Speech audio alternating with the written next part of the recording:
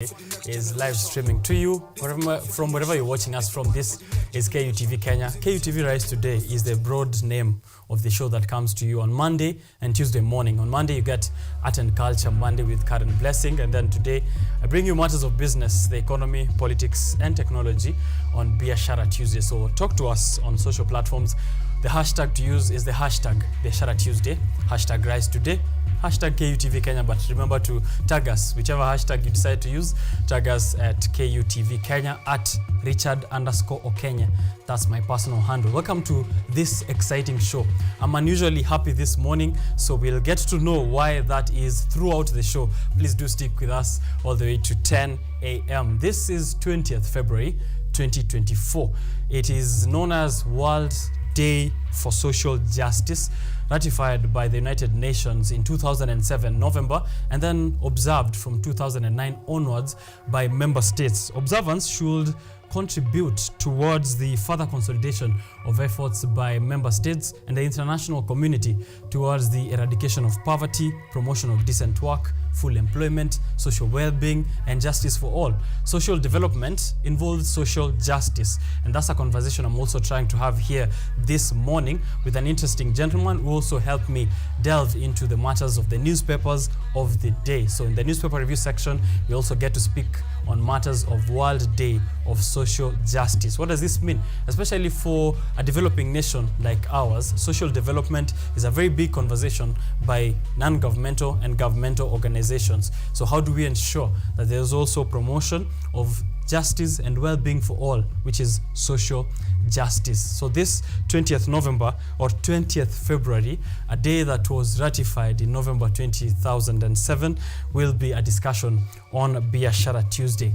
Money spending habits by the youth. Today we have a look at that from a behavioral financial lens. There are two things that the Finance Society of Kenyatta University lets me know that are affecting young people when it comes to their relationship with money. One is peer pressure, and two, it's social media, what they see online vis-a-vis what they translate as day-to-day living. How do we ensure that the young people are living within their means? The economic times are tough and has been for quite a long time. If you ask your parents, they also say the same thing during their days. Times are getting tougher. But how do you ensure that you're not also part of the problem that's contributing to your well-being when it comes to matters of your relationship with money? How do you live within your means and ensure that you're also prospering whenever times are getting tougher, as they do within our current economic situation in the Republic? So that conversation I'm having with gentlemen from the Finance Society of Kenyatta University. They're always willing to bring us some of these finance and money conversations on Biashara Tuesday, and today is unlike any other. We are going to have a breakdown of this. So the young people who are tuning into the show, it's going to be a great opportunity for you to know how to spend your 20 shillings, your 50 shillings, your 1,000 shillings. How do you save? How do you invest and ensure that you're still living within your means and the pressure you're seeing on social media doesn't get to you? More opportunities for young people, the students especially, who will be watching this show, university students. I have an opportunity for you from the Innovation Centers of Excellence. We've had a conversation here before. Last year in February, it was around a new term coined by Dr. Richardson, who will be joining us on a live stream here on Zoom. She had a conversation with us last year on a new term she calls innovology. That was the creative power or the creative motion of power and thinking. Something around that. She'll be clarifying that and much more. And this morning we are talking energizing and fueling sustainability and monetization within the Kenyan community and the world at large. What opportunities are there at the Innovation Centers of Excellence for students, and how do they energize and fuel sustainability and monetization? A key conversation here on Biashara Tuesday within the Kenyan community and the global position or the global stage at large. Speaking of global politics, President William Ruto continues to say that watch this space. He has more opportunities for us in the Republic and also abroad. His most recent statement saying that he has secured or negotiated 250,000 job opportunities for the youth in this Republic to work even remote.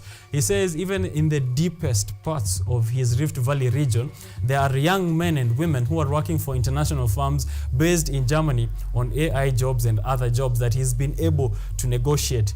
Recently, he also said that he spoke with the Apple officials at Apple, the global company that gives you iPhones and MacBooks, and says that 20,000 plus Kenyans are working remotely for Apple. It's a surprise given that Apple doesn't even have that much of employees globally. So if you're one of those young people who are watching this show and have been able to secure an opportunity to work remote for Apple or any of those AI companies in Germany, please do let us know on the social platforms as we continue with this show as well. But speaking of securing jobs, Raila Amolo Odinga is also trying to secure a job on the international front. I don't know whether that is negotiated by President William Ruto. However, he has been a special envoy on matters of infrastructure for the African Union for the past few years, 2 or so. And now he's gunning for the top seat, which is the chairmanship of the African Union, which will fall vacant come next year after Chad's Moussa Faki, comes out of that second term which he has been holding the chairmanship of the African Union. Will he secure this role? That is Raila Amolo Odinga. The whole ODM and Azimio leadership plus some members of the Kenya Kwanza government are also in support of Raila Amolo Odinga for this top job at the African Union, saying that you develop the economy of the whole continent, but also bringing benefits which are very important for Kenya as very specific. In Kirinyaga County, bar owners are still fighting with the county government and also the governor, who shut down all the bars for a fresh audit of all of them which are licensed and operating within the legal frameworks of the county. Last week, there was a killer brew which brought some few very interesting conversation in the Republic, including some victims from that killer brew. How true these statements are is something that we are still following up, but that tussle between the county government and bar owners continues in Kirinyaga County and likely to appear in our discussion today in the newspaper segment. So all of that plus other conversations in technology, politics and business as well happening here on Biashara Tuesday. So tag us on social media, as I said, and we'll be able to give you a shout out. So what is this heat that we are experiencing? Yesterday, highs of 34 degrees Celsius in Nairobi. In Lodwar, people are complaining that it's going to as high as 39 degrees Celsius. So if you thought that you're heating up in Nairobi, imagine what the residents of Lodwar are experiencing. So what are the scorching details of the heat that you're currently experiencing? I'll be giving you the details in a short while in the traffic updates and the weather updates coming in a short bit. So don't go too far. Welcome to Biashara Tuesday. Let's kick start it and have fun.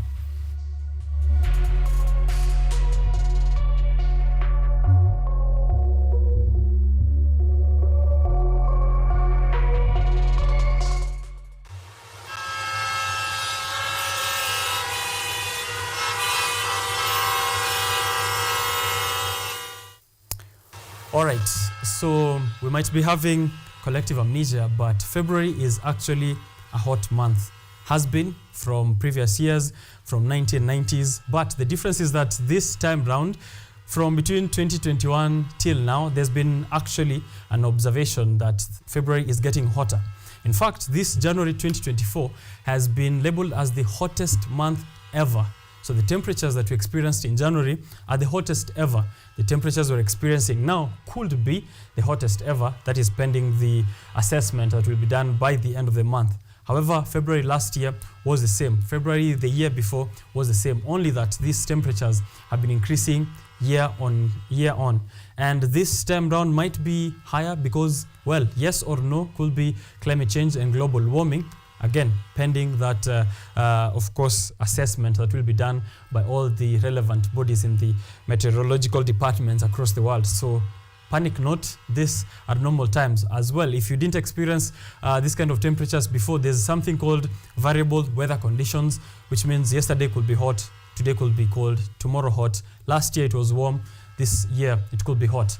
Another fact that brings this scorching heat that you're feeling is that the western part of the Republic is actually currently experiencing heavy rains. So there's a lot of precipitation, and this humidity in the air is trapping heat, which of course, is now transported to other parts of the country, including Nairobi, Loda, and other regions which are experiencing these hot times. However, keep safe wherever you are. Hydrate and moisturize. Usitembe ukiwa umekauka na ukue affected. For those people who are sunscreen enthusiasts, this is your time to shine. Moisturize and apply your sunscreen wherever you go. Yeah. Now, the temperatures today that you'll experience are currently at a clear. It's clear outside. Degrees are 14 degrees Celsius. We'll be hitting highs of 30 degrees Celsius. It will be mostly cloudy today. Tomorrow clear. Thursday cloudy. And then on Friday, it's going to be raining. Likely rains expected in Nairobi, outskirts, and other regions. That is light showers, so please prepare for that kind of weather. But today it's going to be cloudy, so probably cold as well. Carry and keep warm wherever you're going to. What are the traffic updates in terms of the conditions of transport in the city and the environs? This information I'm getting courtesy of Mathri Route on Twitter, but if you're elsewhere, please tag us and let us know what traffic conditions are looking like in the city that is nearest to you or in the region that you're operating at as you're going to work or to your places of business. Retal Pravin anasema hapa hivi, Kasarani Mwiki Road accident imefanyika pale. So if you're headed towards Garden City from Kasarani and Mwiki, beware that the Kasarani Mwiki Road kuna accident, and is complaining that it seems it's a regular occurrence. So what's happening in that road, Kasarani Mwiki Road? Current situation on Outer Ring Road, Donholm, ni kubaya sana, up there and below as well on that Outer Ring Road as you are approaching Allsops from Donholm. So beware of that traffic build up. Pale akukai vizuri hata kidogo. More information from, this is a query actually from Charles Caris. Why do these metro mini buses overload and play loud music? Kasarani Thika route is terrible. Didn't they learn from Kenya Mpya? So Charles Caris is saying metro mini buses who have been put on a spotlight there for playing loud music and overloading. That is very dangerous. From my vantage point at Donholm Interchange, Outer Ring Road is slow moving as you approach the interchange from Pipeline. That's what is happening there. The dollar has fallen by 16 shillings in 10 days. So this technically means that cars are at $20,000 in Japan and should drop price locally. So I don't know which specific car is talking about, but that's a word to anyone who wants to import cars from Japan. He's saying that because the dollar dropped by a few shillings, it's likely that now importations is cheap. So business people who want to take advantage of that, please do so. Avoid the hassle of navigating a major highway plus an expressway to reach the Nairobi terminus for your trip aboard the revolutionary Madaraka Express by taking advantage of the link train which transports passengers from Nairobi's Central Station, terminus, and back. So if you want to get to the Nairobi terminus to board the Madaraka Expressway to any parts of the country where it goes to, there's a link train which gets you from the CBD terminus to the Makadara Expressway that is in Syokimau. So badala kuungana na traffic na umechelewa or expressway, you can go just directly to the link train, and the schedule is posted there in the Kenya Railways website that you can check on.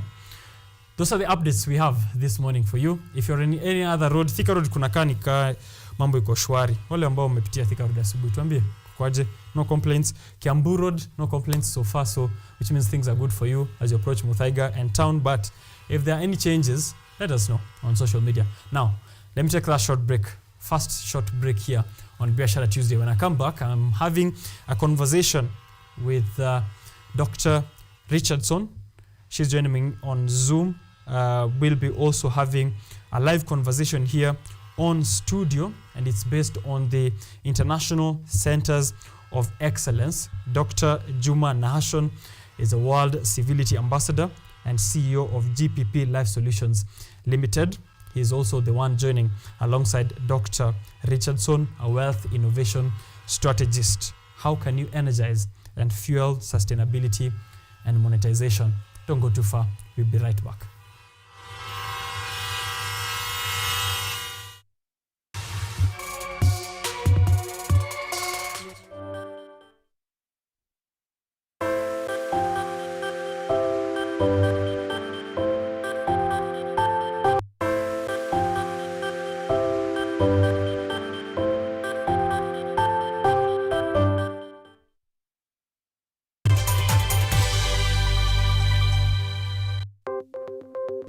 Maelfu na maelfu ya wahamiaji wakiwa na watoto kutoka nchi za Amerika ya Kati wanaendelea kuwasili kwenye mpaka kati ya Marekani na Mexico. But folks, I'm going. Thank you very, very much. I appreciate it. Thank you. Ni habari kutoka pembe zote duniani. Pepo pasi vuguvugu. Pepo pa ni idea. Sazidi ananyonya, hanyonyi vizuri, anakuwa hayuko comfortable. Jeshi la Jamhuri ya Kidemokrasia ya Kongo linapambana na waasi wa ADF. Kwa sasa wanatoa wito kwa mashirika, makampuni na vile vituo vya uchukuzi. Mambo mengi yatakwenda kama yalivyopangwa. Hapa ni kuna mmoja wa viongozi wa chama cha wavuvi katika eneo hili. Zaidi tunajaribu kuwapa chanjo ili ina boost ama inanyanyua kinga ya mwili, hiyo inaenda kupelekea kupambana na virusi. Ni duniani leo, Jumatatu mpaka Ijumaa, moja kwa moja kutoka VOA Swahili, Washington DC.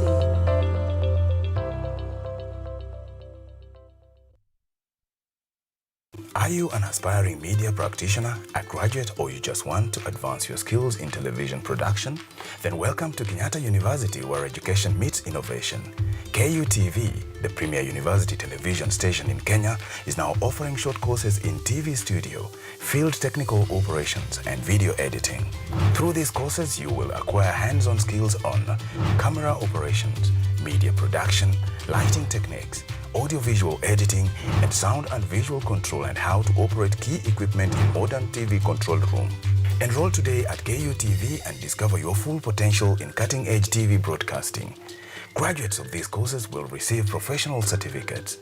For more information, visit our offices at KUTV Studios or call us on 020-870-4252 or 020-870-4255 or SMS us on 0739-110-544. KUTV, a new experience.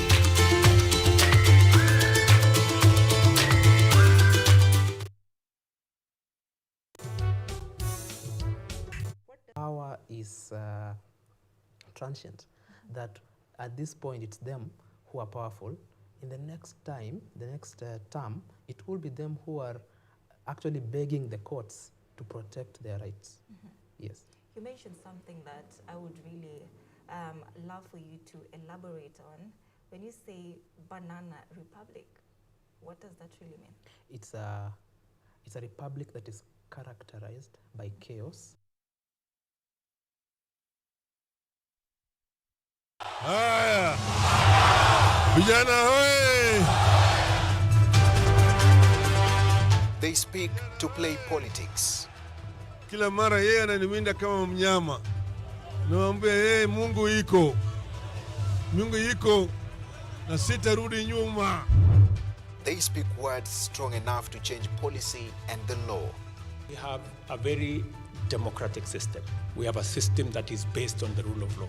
They speak to the heart of the nation for the nation.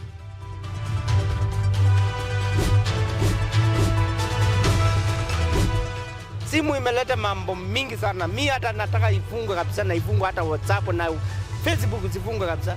When facts get lost in all these words, we aim for the truth. Join me, Dennis Omondi, every Tuesday night at 9 p.m. as I serve you the news and speak to your leaders and their observers to establish nothing but the truth, only on KUTV.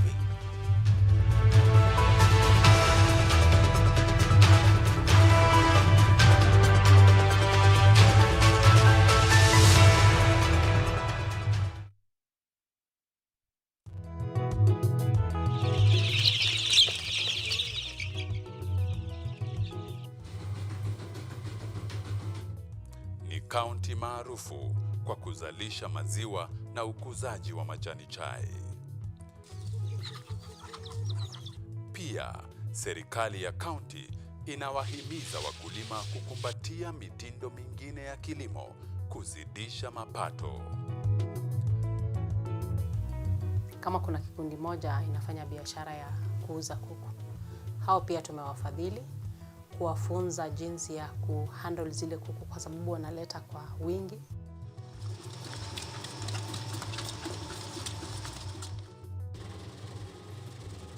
Haya yote tunakuletea katika Boresha Kilimo toleo la kaunti ya Bomet. Kilimo ni nguzo kubwa kwa ujenzi wa taifa. Power is transient, that at this point it's them who are powerful. In the next time, the next term, it will be them who are actually begging the courts to protect their rights. Yes. You mentioned something that I would really love for you to elaborate on. When you say banana republic, what does that really mean?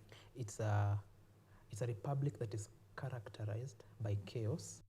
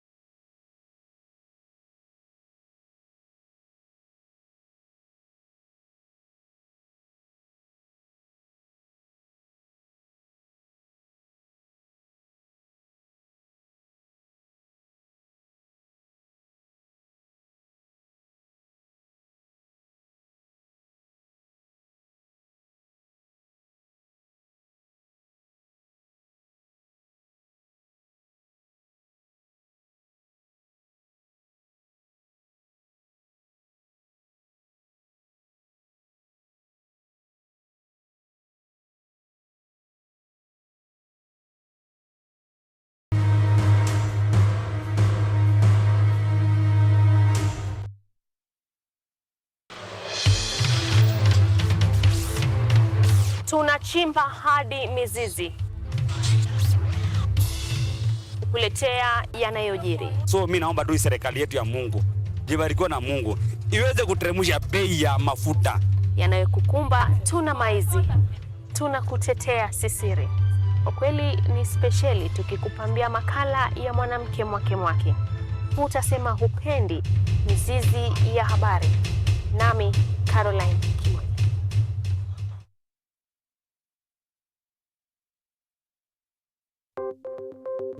Maelfu na maelfu ya wahamiaji wakiwa na watoto kutoka nchi za Amerika ya Kati wanaendelea kuwasili kwenye mpaka kati ya Marekani na Mexico. But folks, I'm going. Thank you very, very much. I appreciate it. Thank you. Ni habari kutoka pembe zote duniani. People power si vuguvugu. People power ni idea. Tazidi ananyonya, hanyonyi vizuri, anakuwa hayuko comfortable. Jeshi la Jamhuri ya Kidemokrasia ya Kongo linapambana na waasi wa ADF. Kwa sasa wanatoa wito kwa mashirika, makampuni na vilevile vituo vya uchukuzi. Mambo mengi yatakwenda kama yalivyopangwa. Hapa ni kuna mmoja wa viongozi wa chama cha wavuvi katika eneo hili. Zaidi tunajaribu kuwapa chanjo ili ina boost ama inanyanyua kinga ya mwili, hiyo inaenda kupelekea kupambana na virusi. Ni duniani leo, Jumatatu mpaka Ijumaa, moja kwa moja kutoka VOA Swahili, Washington DC.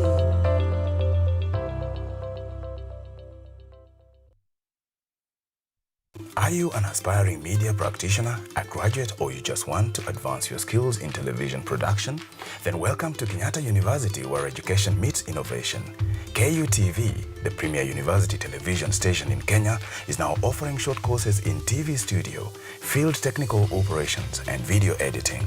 Through these courses, you will acquire hands-on skills on camera operations, media production, lighting techniques, audio-visual editing, and sound and visual control, and how to operate key equipment in modern TV control room. Enroll today at KUTV and discover your full potential in cutting-edge TV broadcasting.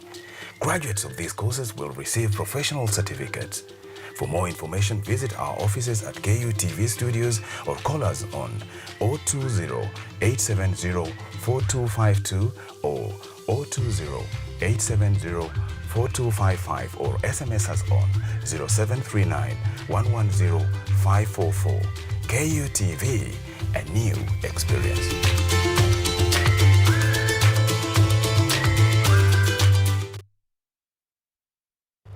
From the hospital corridors, we bring you experts to discuss issues affecting your health, from diet to mental health.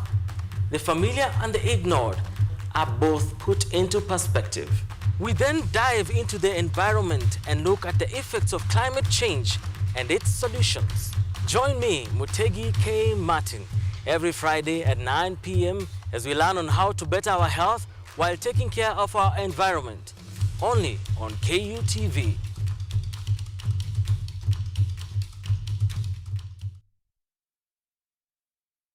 Haya. Vijana hoye. They speak to play politics. Kila mara yeye ananiwinda kama mnyama. Naambia yeye Mungu iko. Mungu iko na sitarudi nyuma. They speak words strong enough to change policy and the law. We have a very democratic system. We have a system that is based on the rule of law.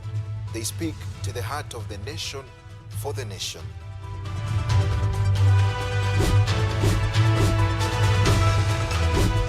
Simu imeleta mambo mingi sana. Mimi hata nataka ifungwe kabisa, na ifungwe hata WhatsApp na Facebook zifungwe kabisa. When facts get lost in all these words, we aim for the truth. Join me, Dennis Omondi, every Tuesday night at 9 p.m. as I serve you the news and speak to your leaders and their observers to establish nothing but the truth, only on KUTV.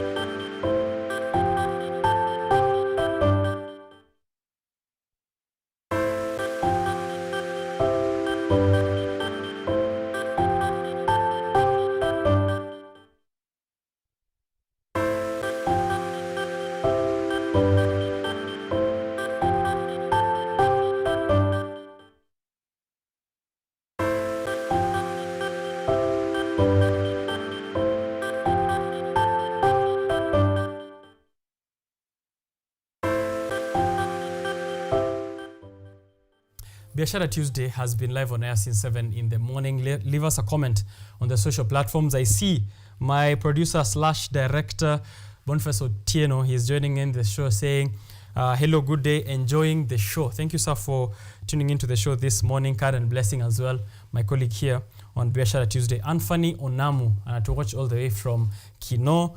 He is here for this exciting morning of Biashara Tuesday. Asante sana Shamga, you're watching from a high view at the University of Nairobi. I'd love to know what a high view means at the University of Nairobi, but say hi to the people of UON. This is actually the right time for you to alert your fellow students, if you're within the campus premises, to tune into the show for an exciting conversation on how we can employ practicability, innovation, and innovology in our knowledge. That's that last word, innovology. We had a conversation here last year with Dr. Richardson, and we are continuing with that At Kenyatta University, this is about to kickstart. We're having a conversation on how the innovation centers of excellence are doing across the globe, and specifically how we are going to localize this within the context of Kenya. How are students going to benefit from this, especially students of Kenyatta University, where that exciting innovation strategy is going to kickstart very, very soon. So you want to whip out your notepad and your pen to write down some of the important notes that we're going to be rolling out to you in a short while from Dr. Juma and Dr. Richardson, who are joining me in a short while for that conversation. So don't go too far. We are right back.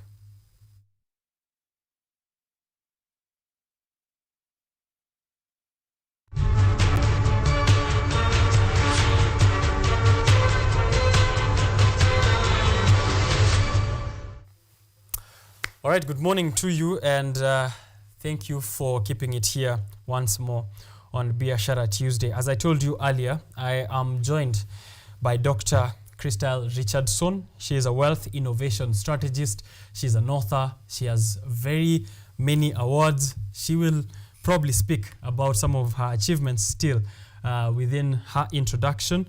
She is a humanitarian with a lot of accomplishments, has been knighted, has been recognized in nations here in Kenya and globally, and we are excited to have her join us on Zoom from the United States, but to also localize this conversation and put it in context with what the efforts they are doing. We have in studio with us in person, we have Dr. Juma. He's been here with us before. He has brought us a wealth of guests, and finally we are able to have the man himself sit alongside me here on the show to let us know what he has been up to and what he will be up to in the coming few months. So sit back, enjoy, relax. This is going to be an exciting conversation. So maybe I can start with Dr. Richardson, who's on Zoom. Alafu tukuja in studio here. Good evening. I understand it's evening where you are. Good evening and welcome to the show. Please introduce yourself. How have you been and how are you today?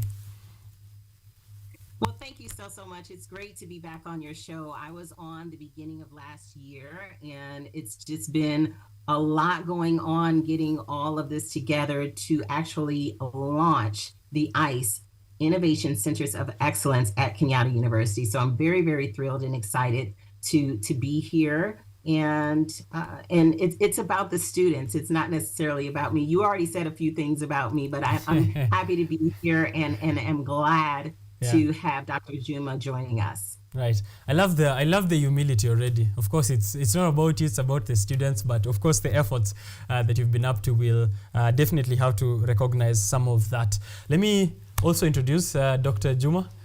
Karibu to the show once more. You've been, I think you're now family, you're part of us, yeah? Sure, this is home. Yes, this please home. Reintroduce yourself then to our viewers. All right, thank you. It's a pleasure for this wonderful moment that also I'm having to be hosted here together with my senior, of course, Dr. Kristen. I am so happy that she's able to join and very clear. Well, to our audience, I'm Dr. Juma Nation, the CEO of GPP Global Partners in Purpose Network.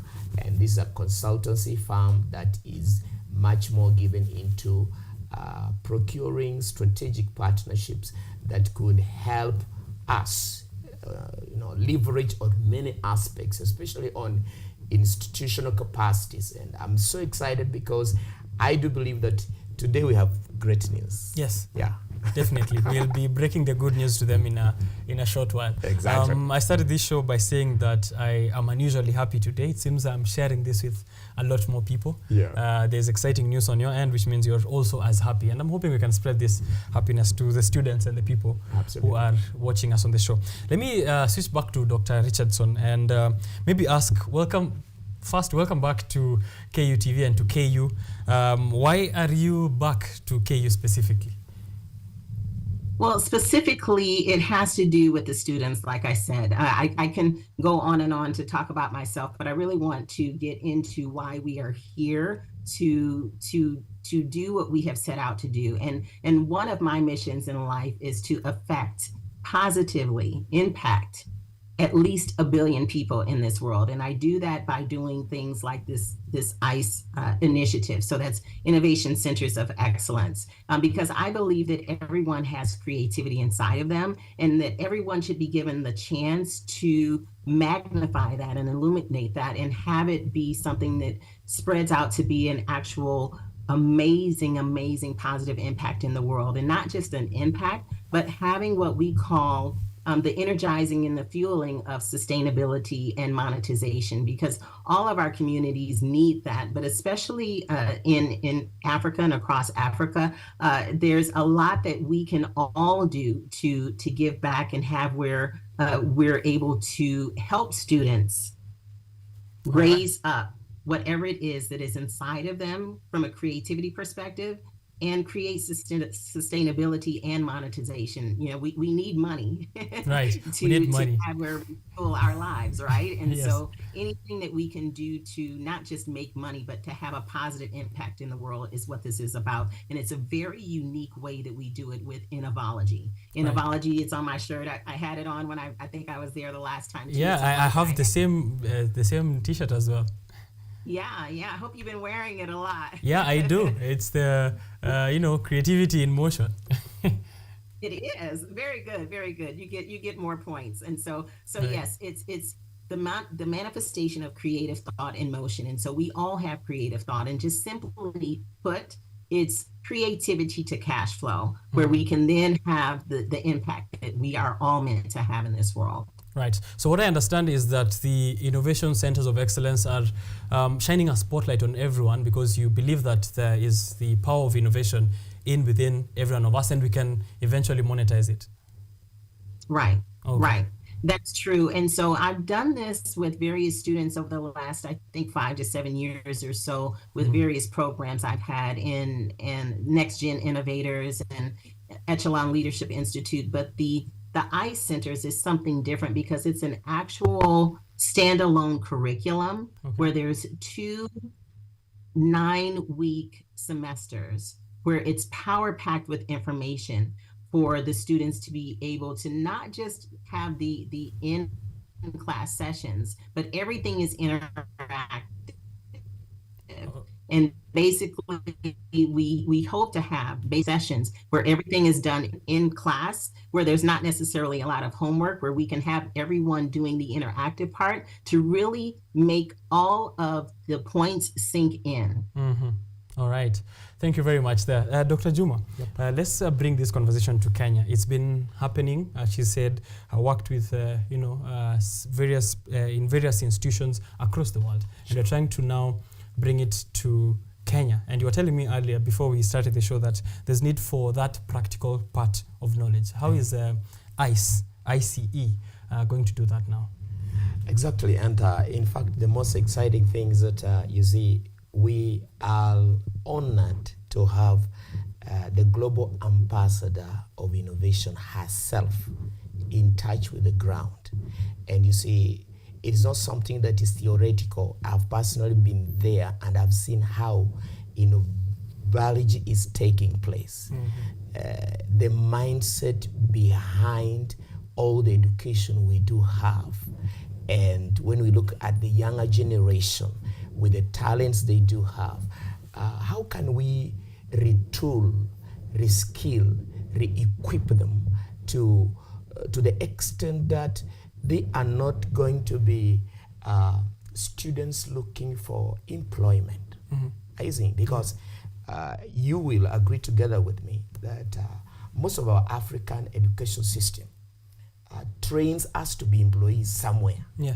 And that's the kind of mindset and attitude we do have. So despite the good, great abilities we have, mm-hmm. the talents we have, and even the education we gain, ultimately you find so many graduates outside there helpless. Mm-hmm. They have no direction. They don't know what to do. It's like all that was spent to them in the institution of education never helped them. Mm. And that's why you find that the ICE is coming with practicality, mm-hmm.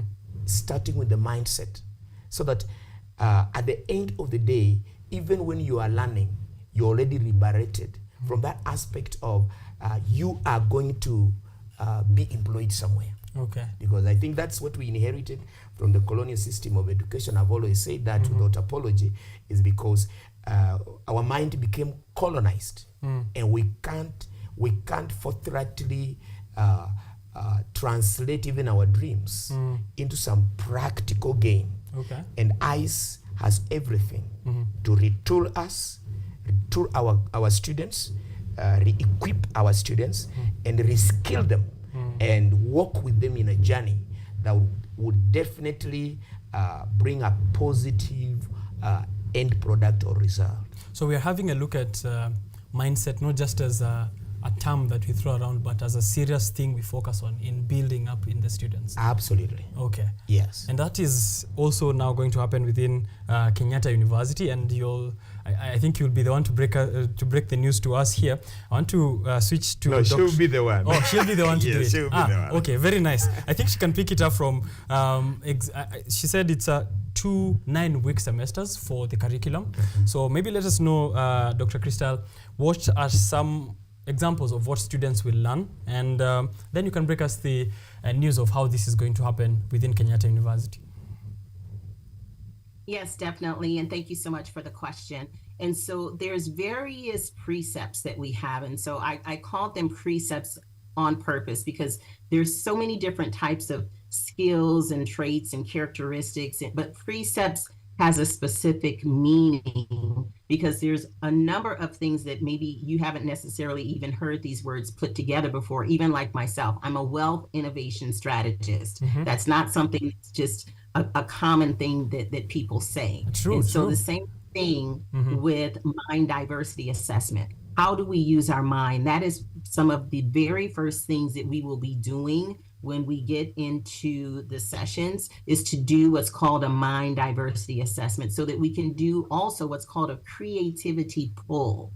And so all of these things deal with how we use our mind so that we can then use our skills and our hands to do what's necessary in the next session. So there's the monetization initiatives, as well as the innovology initiatives, which is really set up so that we can get people to wrap their mind around these various concepts. And so another thing is called pivot ability, because everything doesn't necessarily stay the same in this world. And so knowing how to look around at all of the different things that are common and that are stable, and then what's not stable, and then you put it together in a pivot ability assessment. And so I'm really, really excited to be able to share all of these different types of tools and techniques with the students so that they can go out and use them themselves. Because again, I mentioned interactive. Some of the actual homework, which are about 2 or 3 weekends that they will need to do, is to go out into their communities and utilize some of these skills, come back, and we have some discussions about it, but they will be able to make some impact right away in their communities. All right. When you've mentioned your title there, which is Wealth Innovation Strategist, I remembered Innovology. Dr. Juma is a World Civility Ambassador, and as you said there, mind diversity assessment, some new terms that these students will come to learn and also explore. Is this and I also know that you've worked with Roy Klein, who is an inventor, and also his title goes Grandfather of Possibilities. These new terms, are they also part of shining light towards the nature of possibilities, new possibilities and new paths that these students will likely explore? Yes, and so with what I do, I have where there's a number of things that I've done over my life over the last 40 to 50 years or so. I always end up having to say how old I am because people are saying, you've been working for 40 or 50 years. Well, yes, I have. Okay. This year I'll be turning 60 years old. And during that time, I've had radio shows, TV shows, all kinds of interviews with lots of amazing people. And so with all of that, and plus what I've done in engineering, genetic research, marketing, media, publications, all of these different things have helped me to put together this curriculum. And so on my various shows, I have one that's called Out of the Mouth of Legends. And that's a part of my billionaire and multimillionaire alliance. And so I've interviewed some really, really great minds. And you mentioned Ron Klein, and he's one of the main inventors of the magnetic strip on the back of the credit card. And he's invented some other things related to Wall Street. And even I just had an interview with the founder of UGG Boots. And I don't know if you know anything about UGG Boots, but that particular company that he sold made a couple $2 billion last year.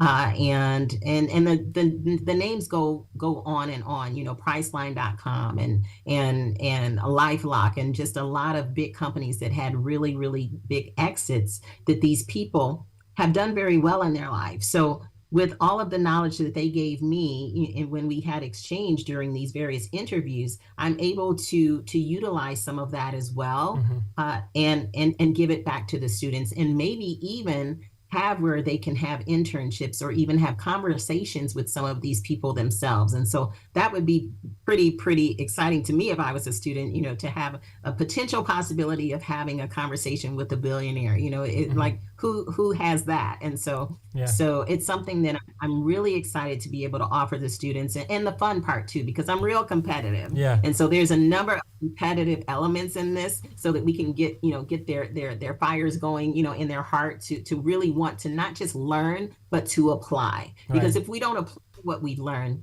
then what's the use of learning? Right. That's actually a good way to pick it up there, Dr. Juma. If we learn and we don't apply, what's the use of learning then? Yeah. Sure. Now we are trying to integrate this within the Kenyan education system. Yeah. Or ICE is going to be integrated within the Kenyan institution. Yeah. How are we going to make this exciting for students, and which gaps do you see us patching there? Well, I'm so excited because like the administration here in Kenyatta University, I do believe they have been very collaborative after discovering what ICE has for the students. And of course, they have been very welcoming in the sense that they saw value into the entire education system that we do have. Okay. And obviously, there's going to be a leverage on almost everything, especially on the implementation of this, bringing the practicality aspect, because so many of our students have the information, they have the knowledge, but how to apply this knowledge is a journey. And you realize that through the ICE, experts, professionals, those who are not just with the knowledge, but with a demonstration of what that knowledge looks like, these students are going to get exposure.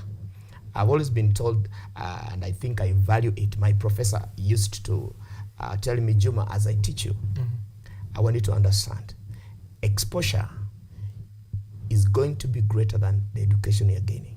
Why?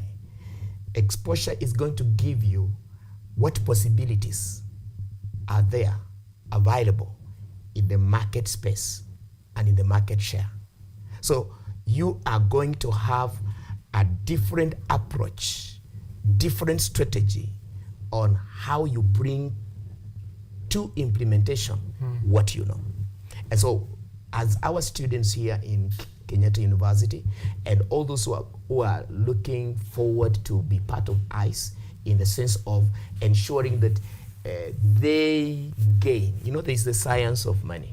I don't know whether you understand, because I think we are focusing on that monetization. Yes. You see, there is the science of making money. So long as you don't have every detail about that science, You might never hack it. definitely. Okay. You will wish, but you will remain a wisher. Wishful thinking. Exactly. Okay. But you see, what ICE is bringing is putting you in order, innovative thinking. In a world today that's very dynamic, ever-changing in all aspects. Okay. You get it? You need to be very innovative in your thinking to the extent that you are able to leverage from the advancing technology and ensure that the skill you have is producing something. You're not waiting to reach somewhere in a particular position or title so that money begin to visit your hands. You're saying that you're already there. It's just that mentally there's need to have that kind of switch. Exactly. Okay. Exactly. What are the surrounding communities or the surrounding community looking to benefit from ICE? The surrounding community, starting with the student, I think. Yes. Yeah. We, not even just students, even our lecturers are going to have greater exposure on some of the new knowledge, because one of the things that is key in this collaboration that is coming between ICE and Kenyatta University has to do with knowledge exchange. You get it? So both our lecturers are going to also get a new exposure into how they can help their students, not just the students, because so far, although Dr. Crystal is a person who is supposed to announce this, I was not hearing everything. I think you have more advantage. She hasn't yet announced anything. Yeah. But I do believe that there are already students that have been identified that through her generosity and just to demonstrate that this thing is workable, it is practically workable. Okay. She's already offered some scholarship. I think she's going to mention something like that. Okay, let's allow her to do that then. Dr. Crystal, please let us know of this amazing. He's shy to bring it out. I think you'll have the privilege of letting us know how this collaboration is working. ICE at Kenyatta University, what are these opportunities then, and how is it going to be operating? I understand it's with the School of Economics. Please let us in on more of the details. Yes.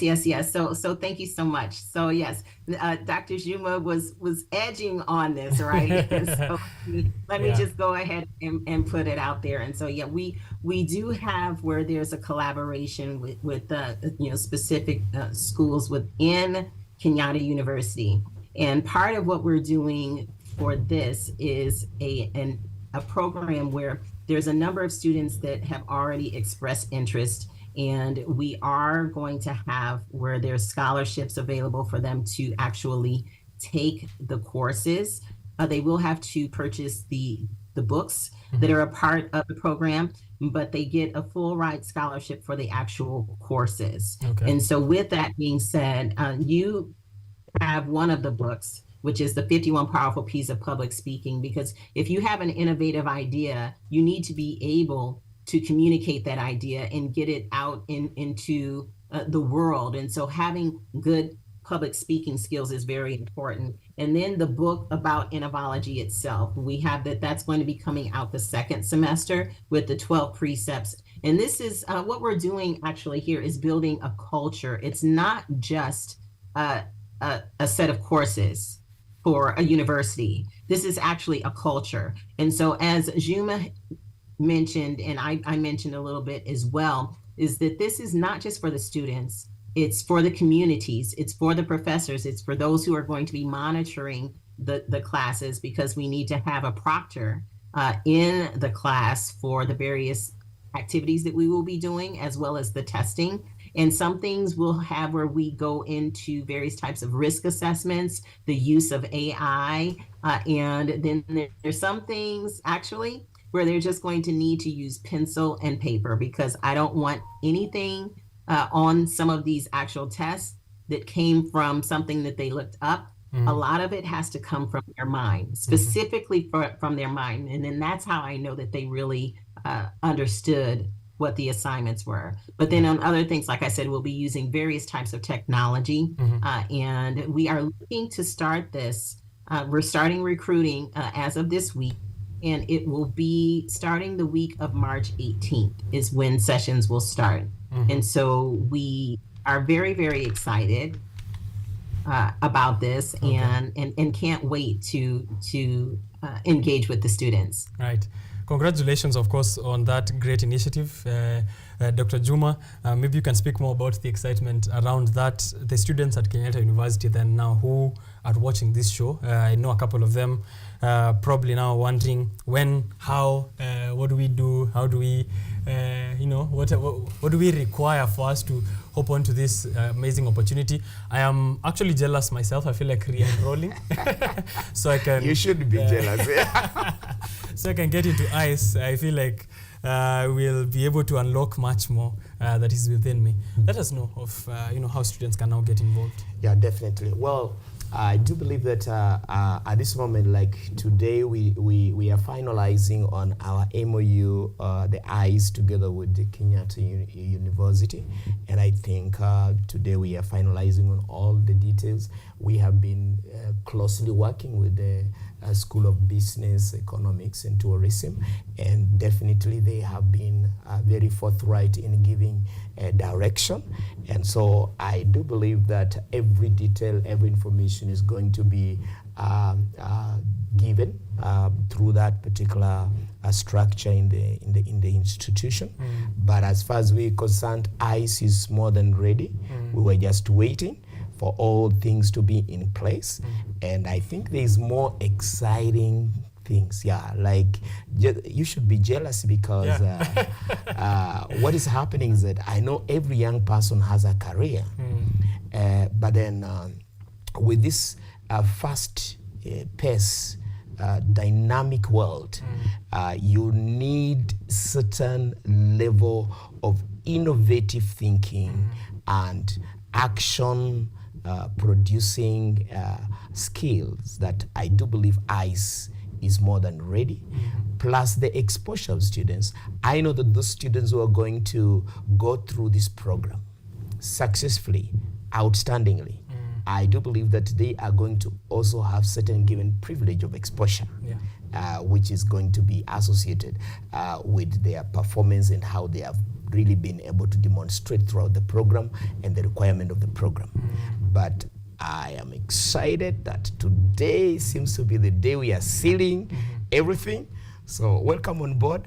And of course, for those students who are watching and who are listening, I think it's an exciting opportunity for you. I do believe there is a place and a point in life whereby you stop working for money and money begins to work for you. There is that point. And that is a journey. And you need to be helped to see what possibly you've not been seeing. Many people look, but not many people see. And there are so many opportunities that I do believe ICE is going to help you see, not just look at them. Yeah. Now, maybe just one last one on that still. The broader context of education in the Republic. If we have this within Kenyatta University, I'm hoping, of course, I'm sure, with the innovative mindset of Dr. Crystal, we're likely to see this across more institutions within the Republic. How do you see the larger impact on the education system? As you said earlier, and you said it without fear or favor, that we have a colonial, we have been bred through a colonial system of education. Do you see this reversing that eventually? Absolutely. Very transformative, my friend, because, and not just education, by the way, innovology ought to penetrate through almost all systems, government system, organizations that are faith-based. You see, I really have a background of faith. And there is a story Jesus Christ spoke about the new wine and the old wine. And the issue was not about the old wine. The issue was the wineskins. You get it? And Jesus was simply pointing out on an innovology aspect when it comes to the reality that our processes, our methods, our approaches, our strategies need something that will have to innovatively be changed so that it can serve the present population. So for me, I see institutional transformation through this. A lot of, and that which is going to serve the needs more effectively. Yes. Right. Dr. Crystal, let's get maybe a last round of remarks from you. And I'm just going to inquire on the international opportunities that these students are likely to, come across.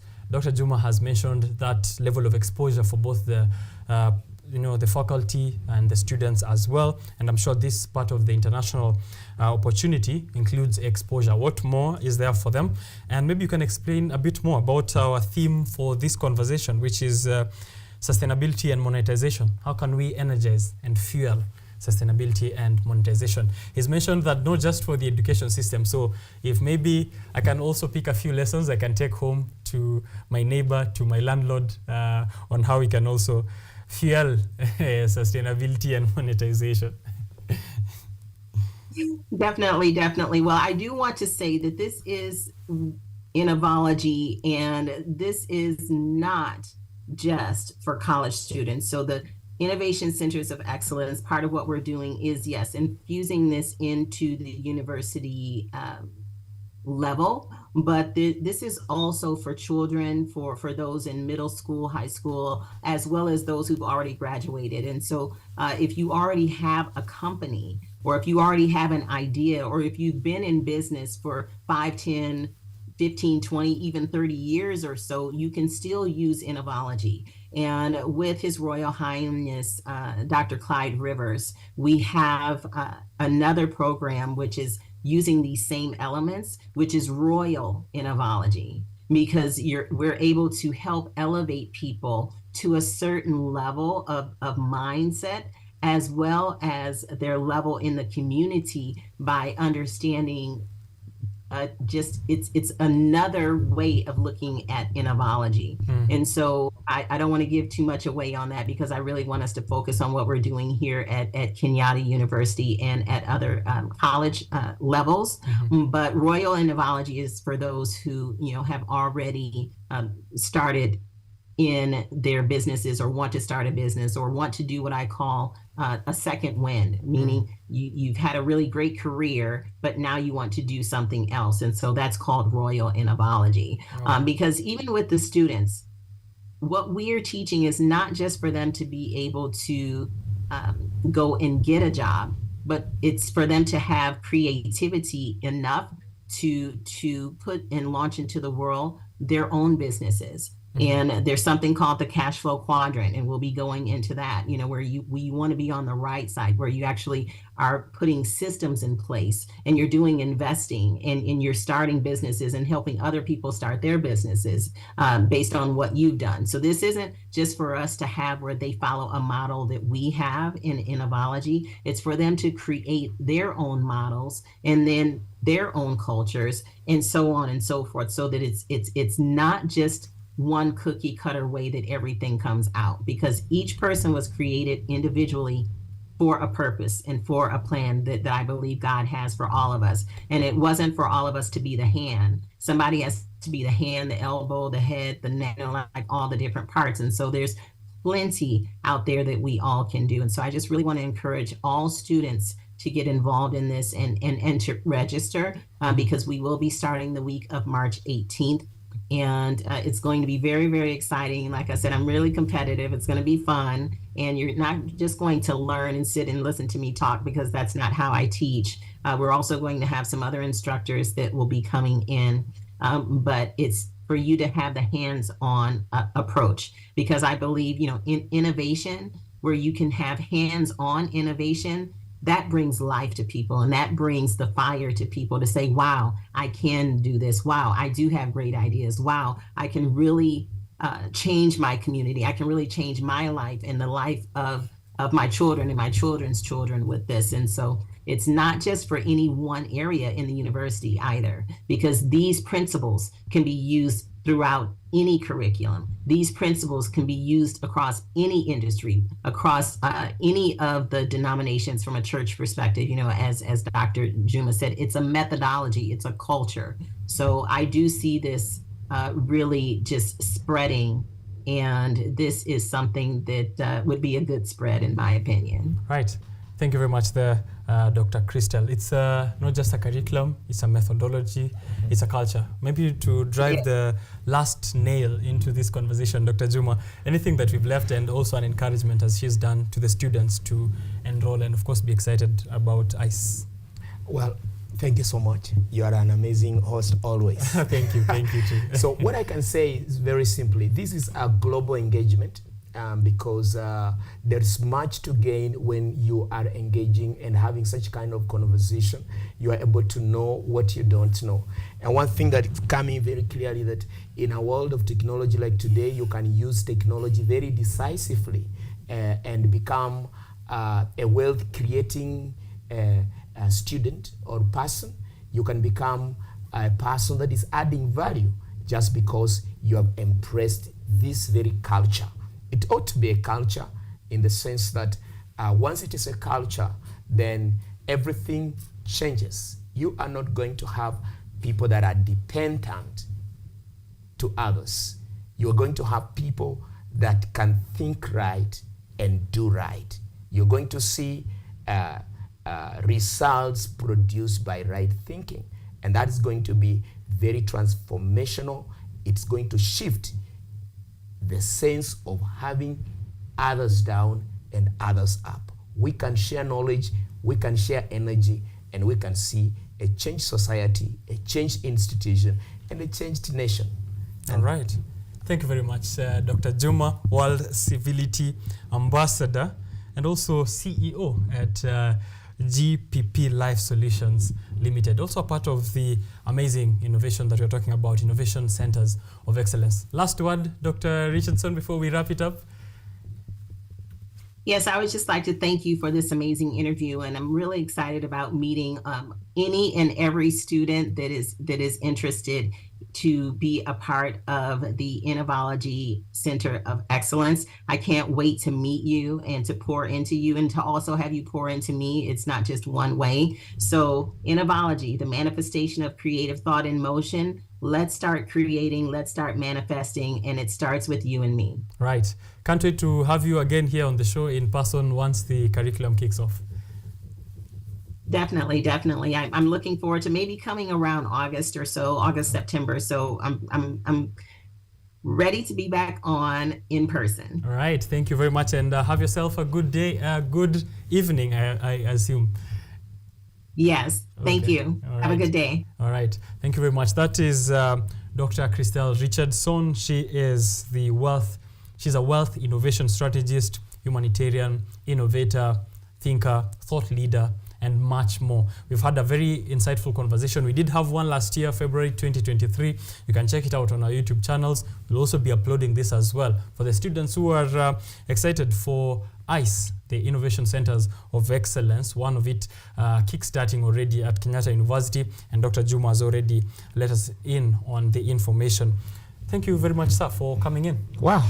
Thank you. It was a great show. It's a great conversation. And thank you so much also for the students, our audience. Yeah. I think it's time to grab opportunities are grabbed, by the way. Yeah. You seize them. You don't wait for them to You don't come wait knocking. for them to come knocking. Yeah. You seize them. So I think everyone can seize this opportunity. Okay. Thank you very much. We are going for a short break here on Biashara Tuesday. Leave us a comment. We'll be right back. We are continuing with conversations on opportunities that you can tap into. One of those things that Dr. Juma has mentioned is to ensure that students are moving away from being dependent on others and also depending on themselves, creating opportunities. So we are looking at how you can live within your means. So that's the conversation we're having with the Finance Society of Kenyatta University. Don't go too far. We'll be back.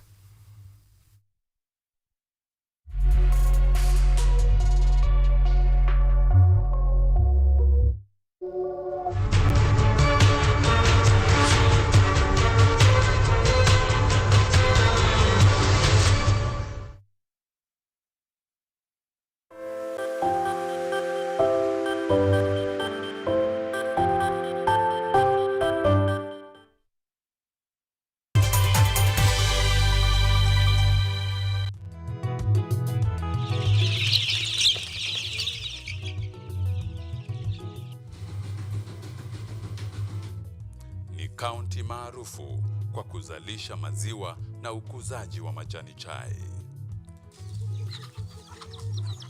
Pia, serikali ya kaunti inawahimiza wakulima kukumbatia mitindo mingine ya kilimo kuzidisha mapato. Kama kuna kikundi moja inafanya biashara ya kuuza kuku, hao pia tumewafadhili kuwafunza jinsi ya kuhandle zile kuku kwa sababu wanaleta kwa wingi.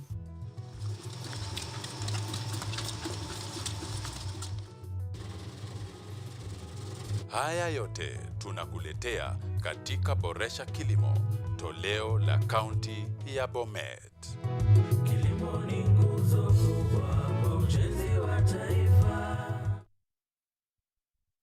Are you an aspiring media practitioner, a graduate, or you just want to advance your skills in television production? Then welcome to Kenyatta University, where education meets innovation. KUTV, the premier university television station in Kenya, is now offering short courses in TV studio, field technical operations, and video editing.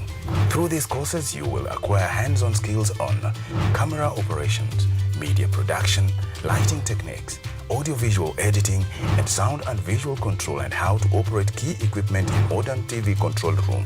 Enroll today at KUTV and discover your full potential in cutting-edge TV broadcasting. Graduates of these courses will receive professional certificates. For more information, visit our offices at KUTV Studios or call us on 020-870-4252 or 020-870-4255 or SMS us on 0739-110-544. KUTV, a new experience.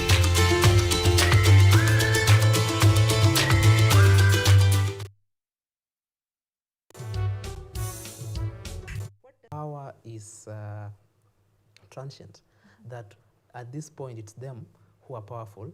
In the next time, the next term, it will be them who are actually begging the courts to protect their rights. Yes. You mentioned something that I would really love for you to elaborate on.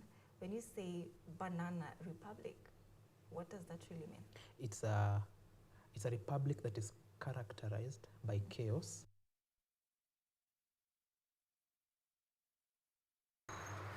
They are powerful and influential. They make decisions in politics, education, finance, agriculture, health, sports, and all aspects of human life. But the impact of their decisions falls on you, the common citizen. KUTV Primetime News Thursday. We ask bold questions and pursue answers to the core to bring you closer to the story. We couldn't have it any other way. Join me, Auma Evans, as I raise matters of social concern to raise your voice from the background to the foreground. Every Thursday and Saturday at 9 p.m. only on KUTV. Haya, vijana hoye!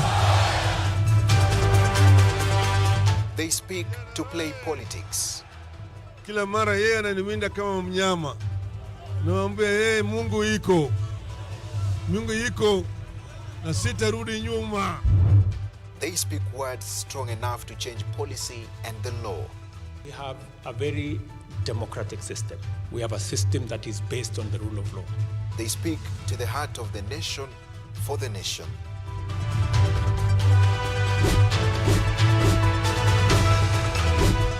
Simu imeleta mambo mingi sana. Mi hata nataka ifungwe kabisa, na ifungwe hata WhatsApp na Facebook zifungwe kabisa. When facts get lost in all these words, we aim for the truth. Join me, Dennis Omondi, every Tuesday night at 9 p.m. as I serve you the news and speak to your leaders and their observers to establish nothing but the truth, only on KUTV.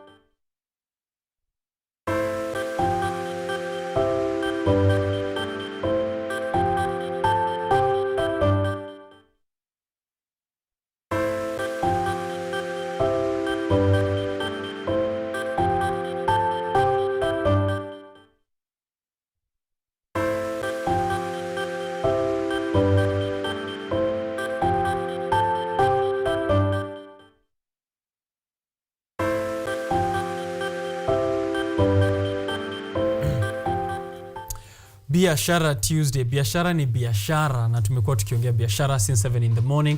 Earlier I gave a hint into the happiness of the day, and we just just witnessed the exciting prospects that are there within Kenyatta University.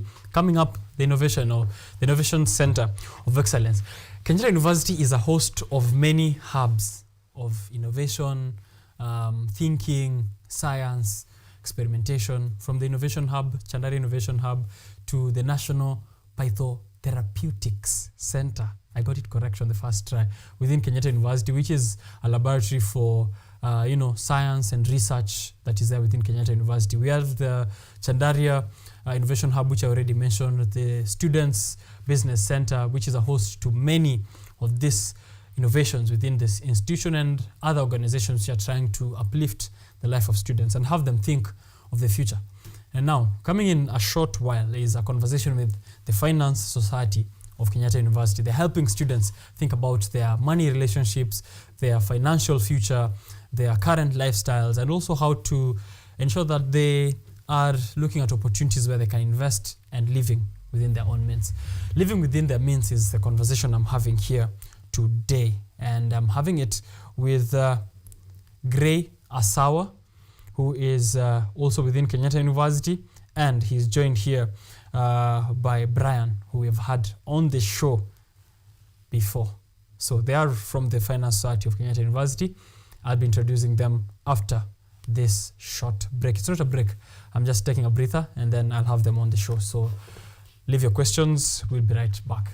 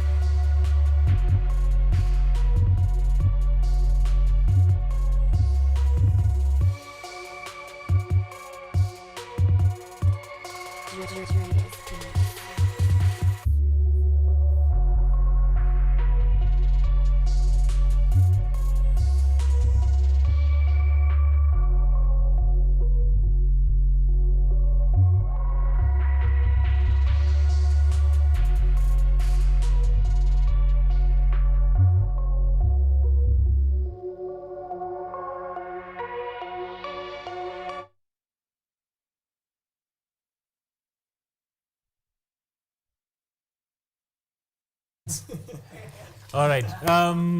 Just we're trying to sample who's living within their means here in studio. So if any of that leaked to you, apologies. It seems that not so many of us here. So the conversation we're about to have with the gentleman on the show is going to be useful to my team members and the whole KUTV. So if you're at home, I'm sure if you can sample, ask the person who's next to you. Kama uko home and you're sitting next to your parent, or muulize, are they living within their means?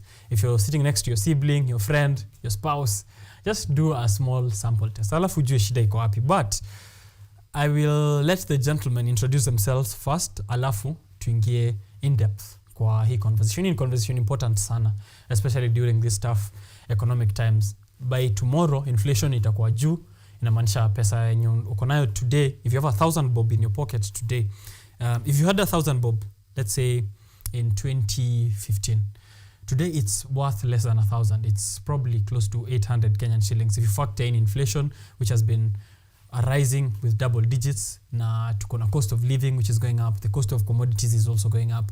If you add taxation on top of that, it means that day by day, the amount of money that you have in your pocket doesn't afford you the same privilege it did yesterday. So if you're also the same person who is making this money worse as the days go by, kesho uko na tamaa more kesho kutwa tena tamaa yako imezidi lakini pesa haipandi, it's likely to be a problem, and that's a conversation we're having here. So leave us a comment, a question on social media to handle as we go on. But gentlemen, karibu kwa show. I'll start with my far right, alafu do justice to your introduction, anything I've not mentioned, and then gentleman next to me, alafu we get into the conversation. Welcome. Okay, thank you. Cassiano Brian, from the School of Business, a finalist in my last semester. Yeah, I'm taking Bachelor of Commerce Finance option. I'm a former member, advisory board member of Finance Society of Kenyatta University, and I'm also a youth mentor. And also, I'm trying to come up with an organization called Fly to Save Lives organization, which mainly does mentorship and also helping people to understand child rights and youth or young people to cope up with the changing economic situations within the country. Yeah. Very nice. This is actually the correct day for the activities that you've mentioned, that this is World Social Justice Day, and some of mentorship involves social development, which means social justice for the people that you're trying to bring this conversation to. So I'm hoping some other day we can get to speak about your organization, but leo tutaongelea living within our standards. Yeah. Okay. Gray. Okay. Thank you. By my name, I'm Masawa Gray from the School of Business, a second year, just waiting for specialization. Not yet specialized, so I'm still weighing ways on how to specialize on finance, accounting, so we are still on the way. And I'm also a member of the Finance Society of Kenyatta University. By now, I'm having a business that I'm running. As a student, I'm having an electronic shop running within Nairobi. Yeah. So it's just seeing on how we can work on our ways. Yeah. And very nice. Live within our means. Okay. A businessman. Yeah.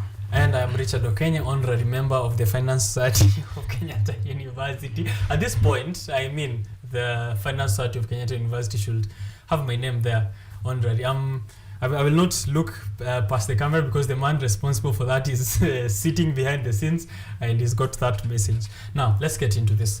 There's a lot of problems when it comes to young people and how they spend money. Students and how they spend money and how they live within the money that they have. You've let me know, according to a document I received here from the Finance Society of Kenyatta University, FSKU, that there are two very main issues that are facing these young people. One, it's social media, where they go online, see other people on vacation, buying this here and there, and they're like, wow, why not me? When, manifesting and whatnot. And then there's peer pressure, yeah? So it doesn't have to be online. Maybe I have a friend of mine who's living in a really nice house. Wale yenye unafika kwa nyumba, the first thing unauliza, na huku mnalipanga ngapi? Na ile ulinunua ngapi? You're like, I should also be living in this way. So maybe I can start with Brian there. Social media and peer pressure are these things that we can avoid, really, given that we are at an age where tuko online kila saa. Niko na simu hapa, saizi nikitoka hapa I'll check online whether I'm going there for business or not. Nitafungua tu Instagram, nitafungua tu Twitter. I will see someone who's doing better somehow than me. Is this something that you can avoid, or should we even be gunning to avoid it? Okay, what I can say about social media, no one can run away from social media. Yeah. Because it is really growing, and every day we have so many things happening on the social media. And you look around, many things,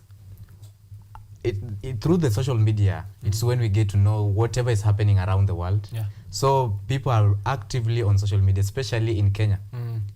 We have so many young people who are a lot with skills, but they are not getting a place to utilize the skills. So the only place they get a platform to express what they have, it is the social media. But you cannot run away from the social media. What we can do with the social media, it is understanding the value you have, the skills you have, and understanding that at social media, it is an opportunity where you can get a platform to sell your ideas and also to grow. Let's take an example. You are a musician. You can go to a social media, open a YouTube channel, and start up maybe your own channel by producing your own music and getting followers. From it, you'll be earning something out of it. You can be an online tutor, selling your ideas online and recruiting people whom you can be teaching. For me, when I joined in first year, I remember I used to do tutoring every evening from 8 to 9 p.m. to high school students, especially the Form 4s. Like I will now conduct their parents and I be invited. I do teaching mathematics and business as my part-time. But accessing them, I will do an online advert. Maybe through Facebook.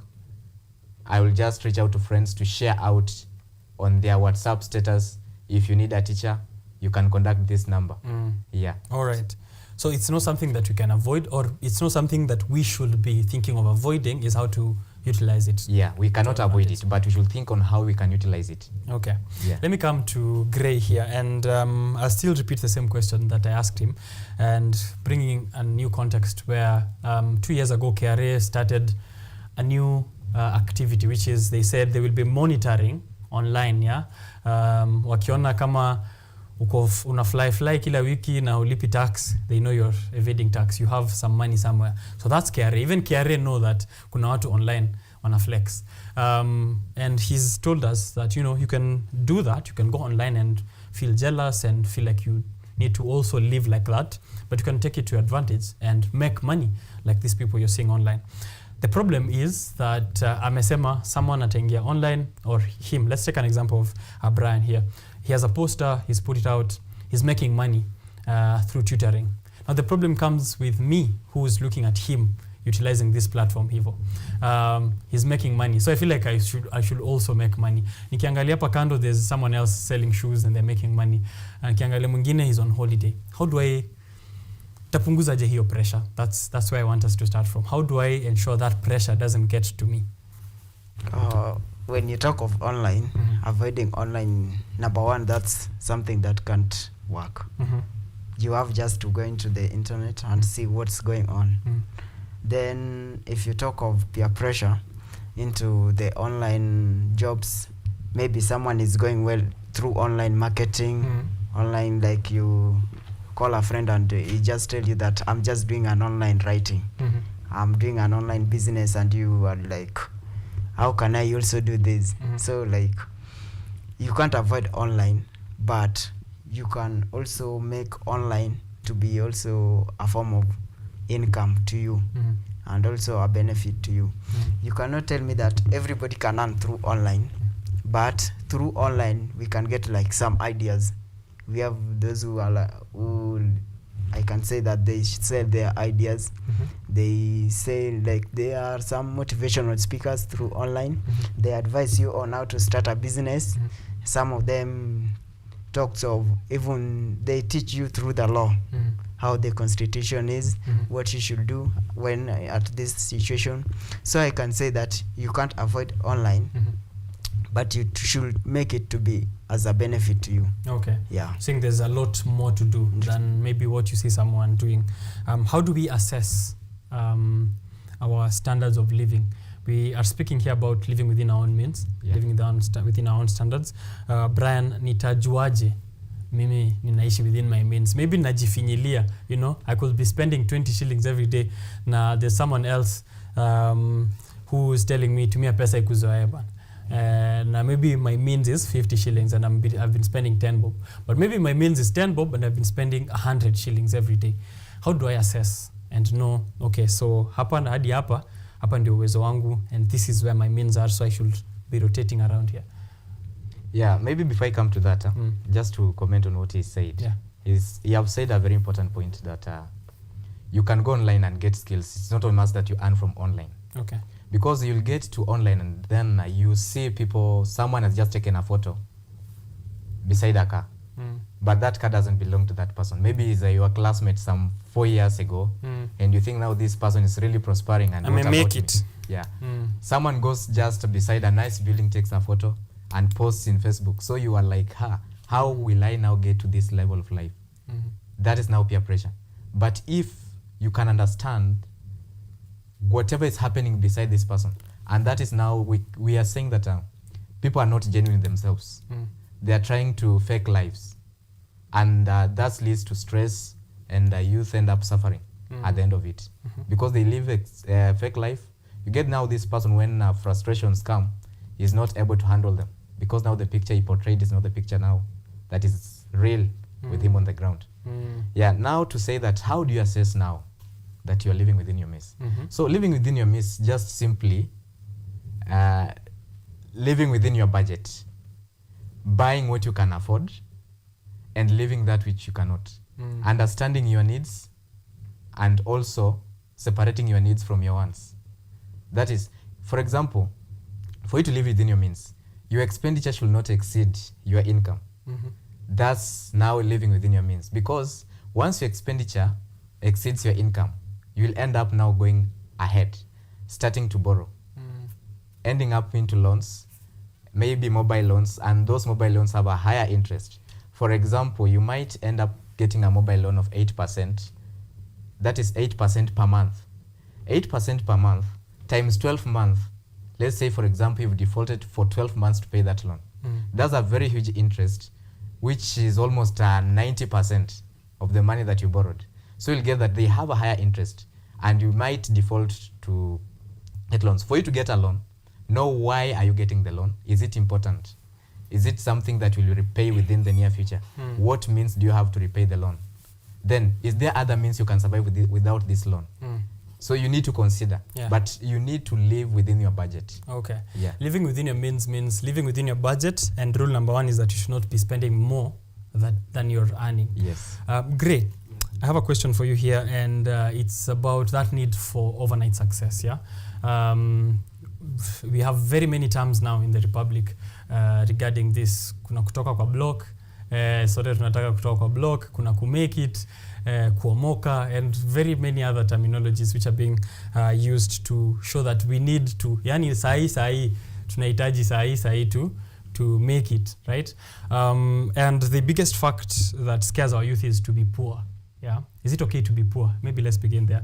Is it okay to be poor? Maybe, I should not go and get more debt. Nikwe tu sawa. Mimi niko na 50 na hiyo iko sawa. Let's wait for a time when I can afford more means. Yeah. Is it okay to be poor?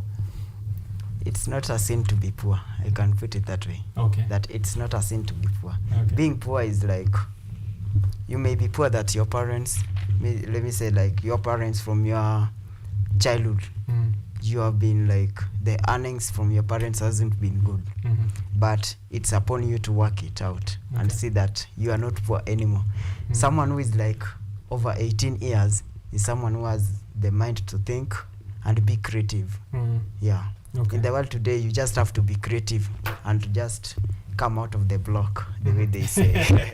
Yeah. Okay. So it is just. So sometimes creativity. it's generational poverty that's affecting you at that point. Yeah. So it's not okay to be poor, but it's not okay to be poor, but it's not a sin to be poor at the same time. To be poor. Okay. Yeah. So how can we leverage the little resources that we have to also make a living as a student? I know that you've mentioned you have your own electronic shop going on, so which means you already can call you a businessman at this point. Yeah.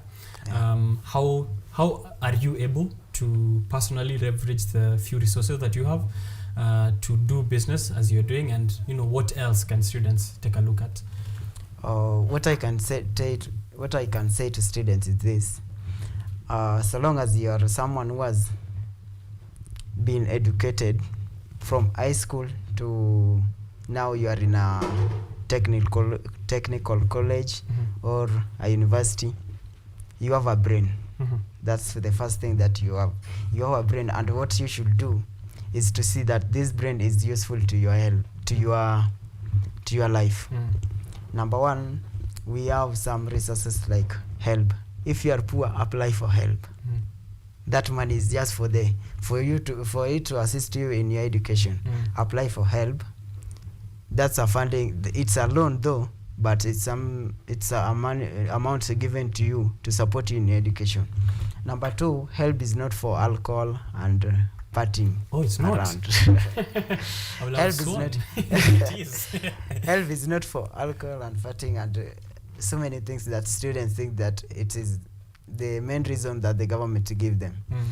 The reason for help is to help you. Maybe if you have not cleared your fees, clear your fees. Yeah. But if your fees is okay and your financial status is okay, then use it for investment. Investing in help is very easy. Take half of the help. If you are receiving like the lowest amount, that's 15,000. Take 7,000. You can invest in 7,000. To me, I started my electronic work in 1.1 when I was broking electronic devices. You sell me iPhone, I go and I sell it to someone else. I started with 7,000. I went on and started connecting with people who can bring me like the chargers, cables, and so on and so forth. Then in the case of, in the end of 1.2, I got a capital and started like an electronic shop, kadogo too. That just pushed me like to sustain that this electronic work doesn't die.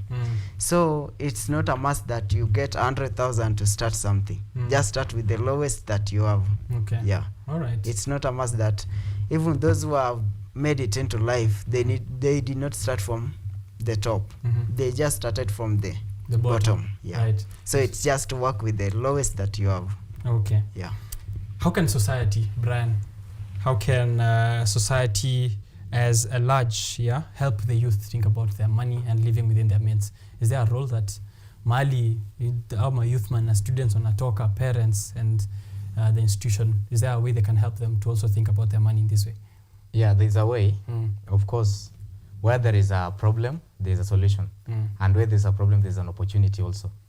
So there's a way out. Taking for my example, I joined KU, but within my first week, the pocket money I had was only 200 shillings.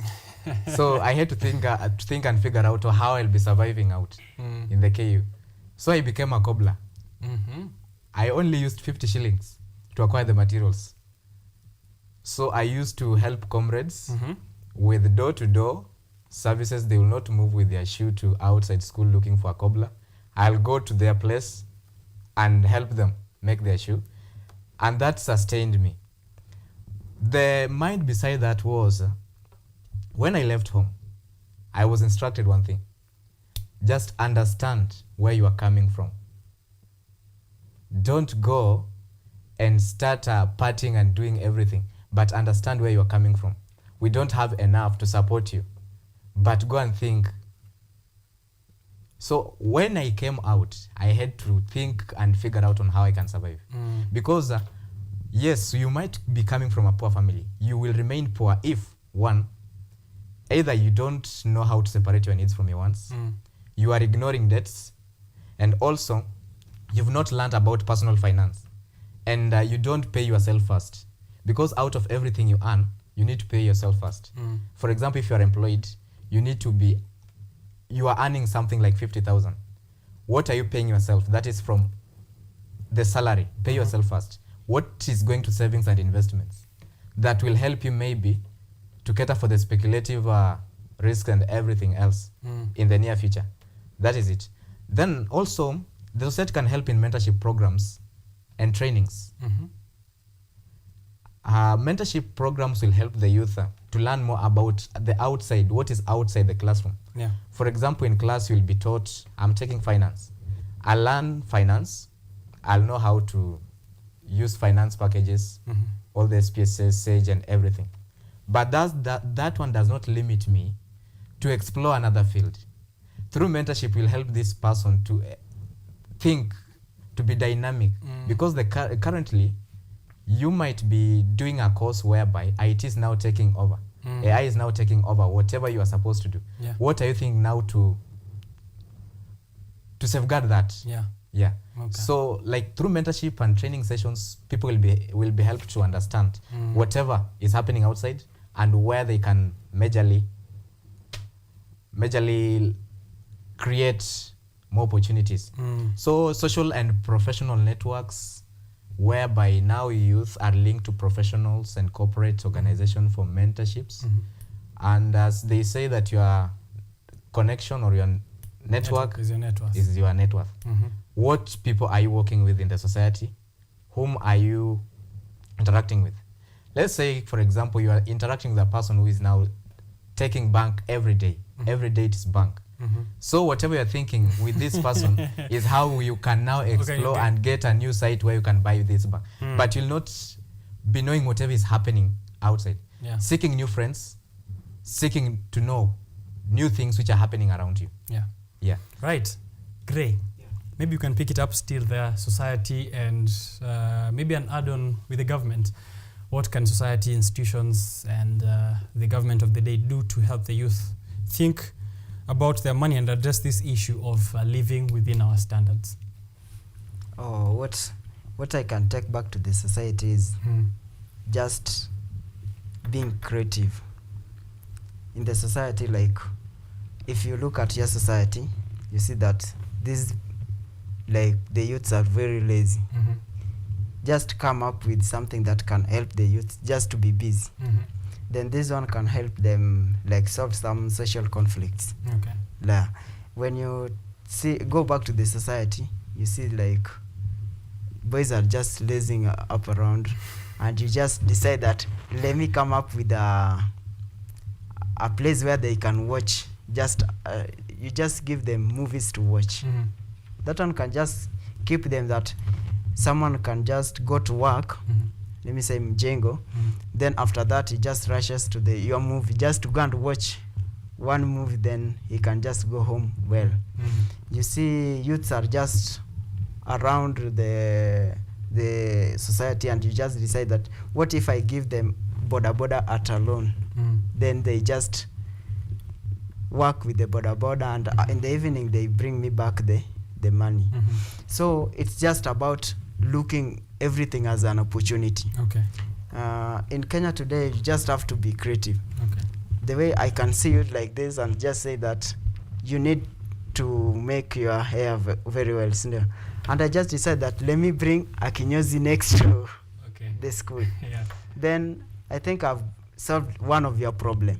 So it's not a must that you solve every problem that you see, but just look at one and solve it. Then this can help us also into the government. It can help in the revenue collection. So long as I'll be earning something, revenue, I just have to come in. Because in Kenya today, taxes is the order of the day. It is taxes and taxes and taxes. Anything will be taxed in Kenya. So long as you have created job for the youths, you've also bring government in. Okay, very nice. As we wrap up, gents, I have one more maybe query here, and it's about parents. So sometimes the parents should also teach their children that they can lack, and it's not a criminal offense to lack.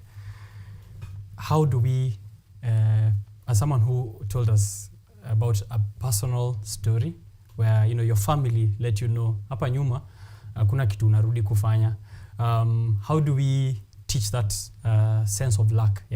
Even in a family setup where maybe wako na kitu kiasi, but there's a need to tell this child that eventually maybe utalack ukiwa uko mbele, you might go, your parent might lose a job, and situations turn around. So you shouldn't find yourself in a situation where now you can't even live within the new means. How can we encourage parents to teach this in their children? Okay, we can teach parents to do that by just looking at first the UN Sustainable Development Goals. One goal, it says no poverty. That's the SDG 1. And we have the fourth goal, which emphasizes on quality education. And SDG 8, which emphasizes on decent work and economic growth. A parent who looks at these things doesn't spoon-fed the child, but you need to teach the child how to fish, not teaching the child how to fish and fishing for the child. Nowadays, someone said that previously employers were looking for people to employ, but now they realize there are so many people who are employed. So some of the employers decided now, no, I'm employed, but I'm looking for someone to employ in someone's farm. Let me now own a farm. So as long as someone has owned a farm, now I'll be employing on my basis. So everybody's now thinking of how he can own a farm. Now a parent who spoon-feeds the child should ask him or herself that when I'm not there. For example, my dad died in July, but now I'm now there. I have to figure out how I'll survive.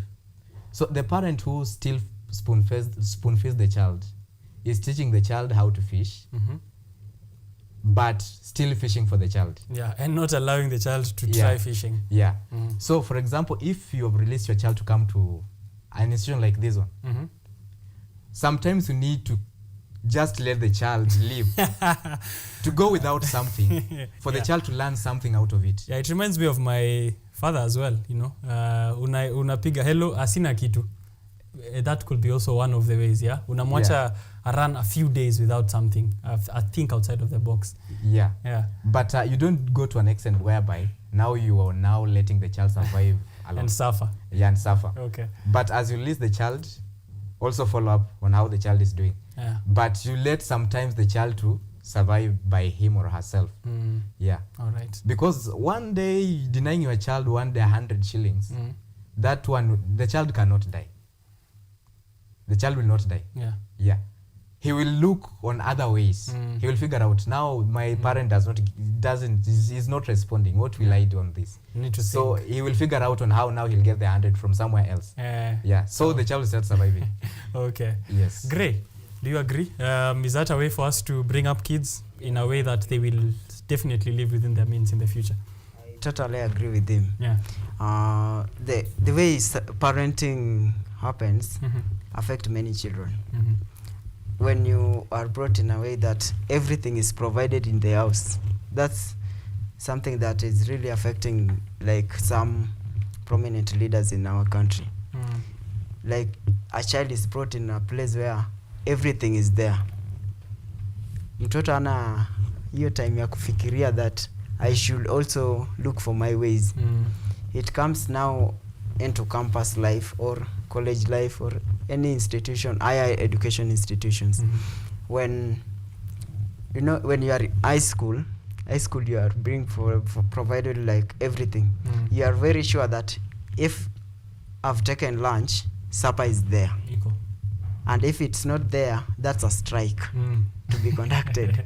Yeah. So you are very sure that it's there. So when you come to campus life, kama iko kama una so this is the way to go. Okay.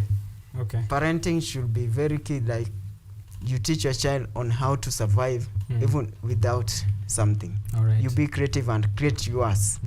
When like I can say, like the money being provided by the parents, according to us and our age by now, it can't be enough for us, but you should look on how you can go extra mile to supplement that.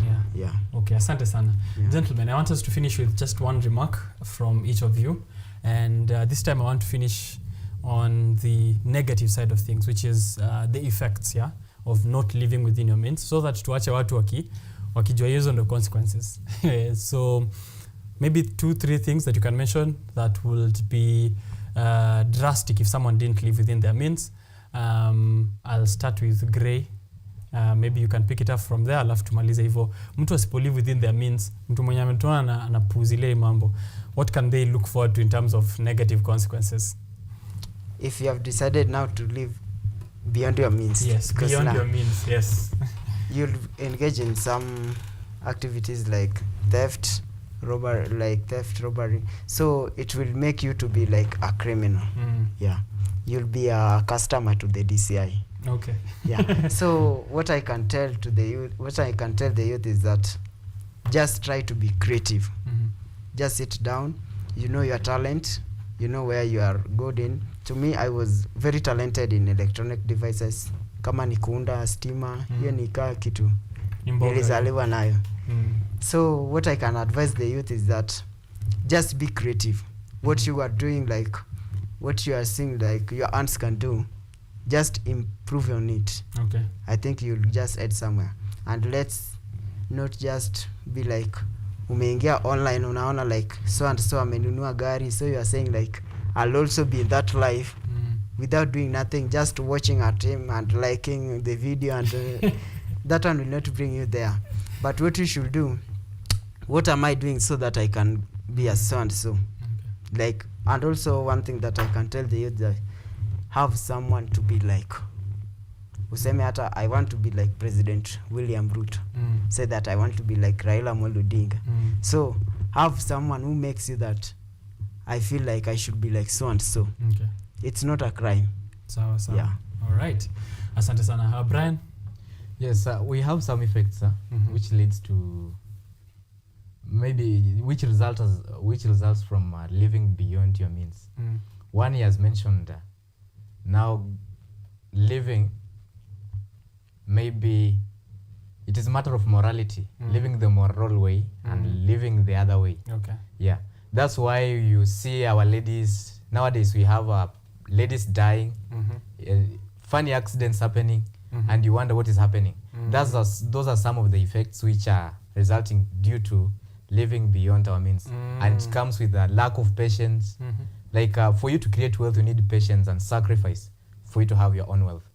And also you might get that a person living beyond his means will be uncomfortable, stressed, frustrated, because he's trying to survive within whatever he cannot fit in. Yeah.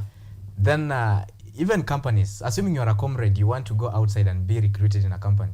You have loans, Tala, everywhere. Before they recruit you, we have whatever happens behind the scene. Yeah. They must check, how is this person handling finances? If we recruit this person, how will he handle our clients' finances? So it will also count on you getting a job, but it will haunt you if you are not living within your means. Yeah. Yeah, that is it. And also, I want to tell you that there are so many opportunities, organizations working to create space for the youth to develop. So many people are thinking on how they can solve current problems, but it is upon us, the youth, to realize whatever is happening around us, and also know that we are being counted on the development of the economy of our nation. All right. Not just partying and living beyond our means, but using the little resources we have to develop ourselves, and also counting on the economic growth of the country. All right. Thank you very much, Brian and Gray, for that very great conversation, which is on money spending habits by the youth, looking at it from a behavioral finance lens. And we're having this conversation courtesy of the Finance Society of Kenyatta University, FSKU. Join them for more of this outside of the show. They have this conversation every now and often. If you become a part of the team, become a part of the society, you will definitely benefit. In conclusion, it's very important that all the parties which are involved, be it parents, lecturers, teachers, students, mentors, youth, to help each other in taking a look at how the youth are spending their money, because they are the future of society, and we don't want broke people who are living beyond their means as our leaders of the future. So think about it. Biashara Tuesday. We'll be taking a short break, and then I will be right back. Leave me a comment. I'll read them after this break.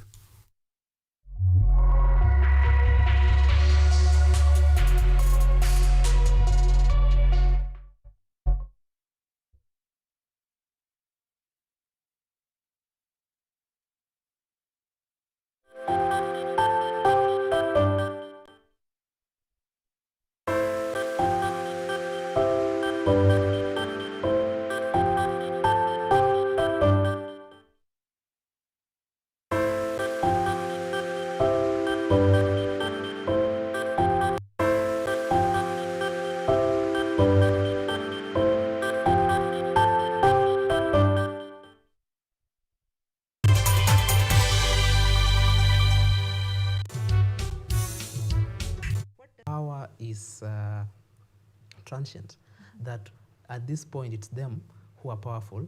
In the next time, the next term, it will be them who are actually begging the courts to protect their rights. Yes. You mentioned something that I would really love for you to elaborate on. When you say banana republic, what does that really mean? It's a republic that is characterized by chaos.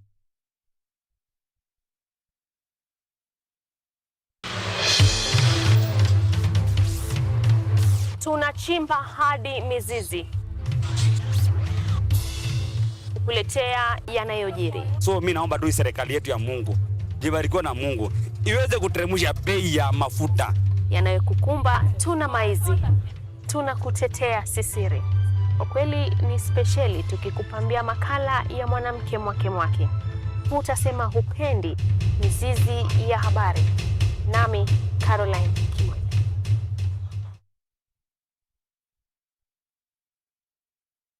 Are you an aspiring media practitioner, a graduate, or you just want to advance your skills in television production? Then welcome to Kenyatta University, where education meets innovation.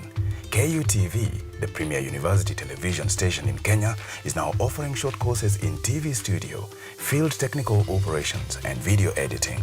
Through these courses, you will acquire hands-on skills on camera operations, media production, lighting techniques, audio-visual editing, and sound and visual control, and how to operate key equipment in modern TV control room. Enroll today at KUTV and discover your full potential in cutting-edge TV broadcasting. Graduates of these courses will receive professional certificates.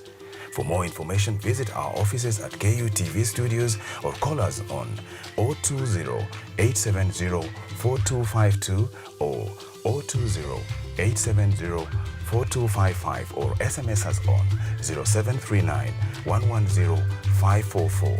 KUTV, a new experience.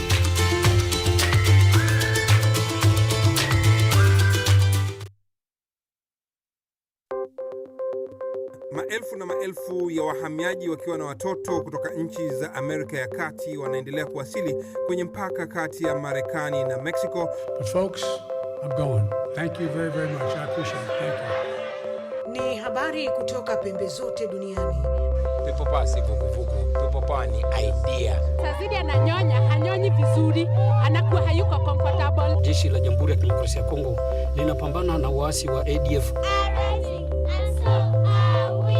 Kwa sasa wanatoa wito kwa mashirika, makampuni na vile vituo vya uchukuzi. Mambo mengi yatakwenda kama yalivyopangwa. Hapa ni kuna mmoja wa viongozi wa chama cha wavuvi katika eneo hili. Zaidi tunajaribu kuwapa chanjo ili ina boost ama inanyanyua kinga ya mwili, hiyo inaenda kupelekea kupambana na virusi. Ni Duniani Leo, Jumatatu mpaka Ijumaa, moja kwa moja kutoka VOA Swahili, Washington DC.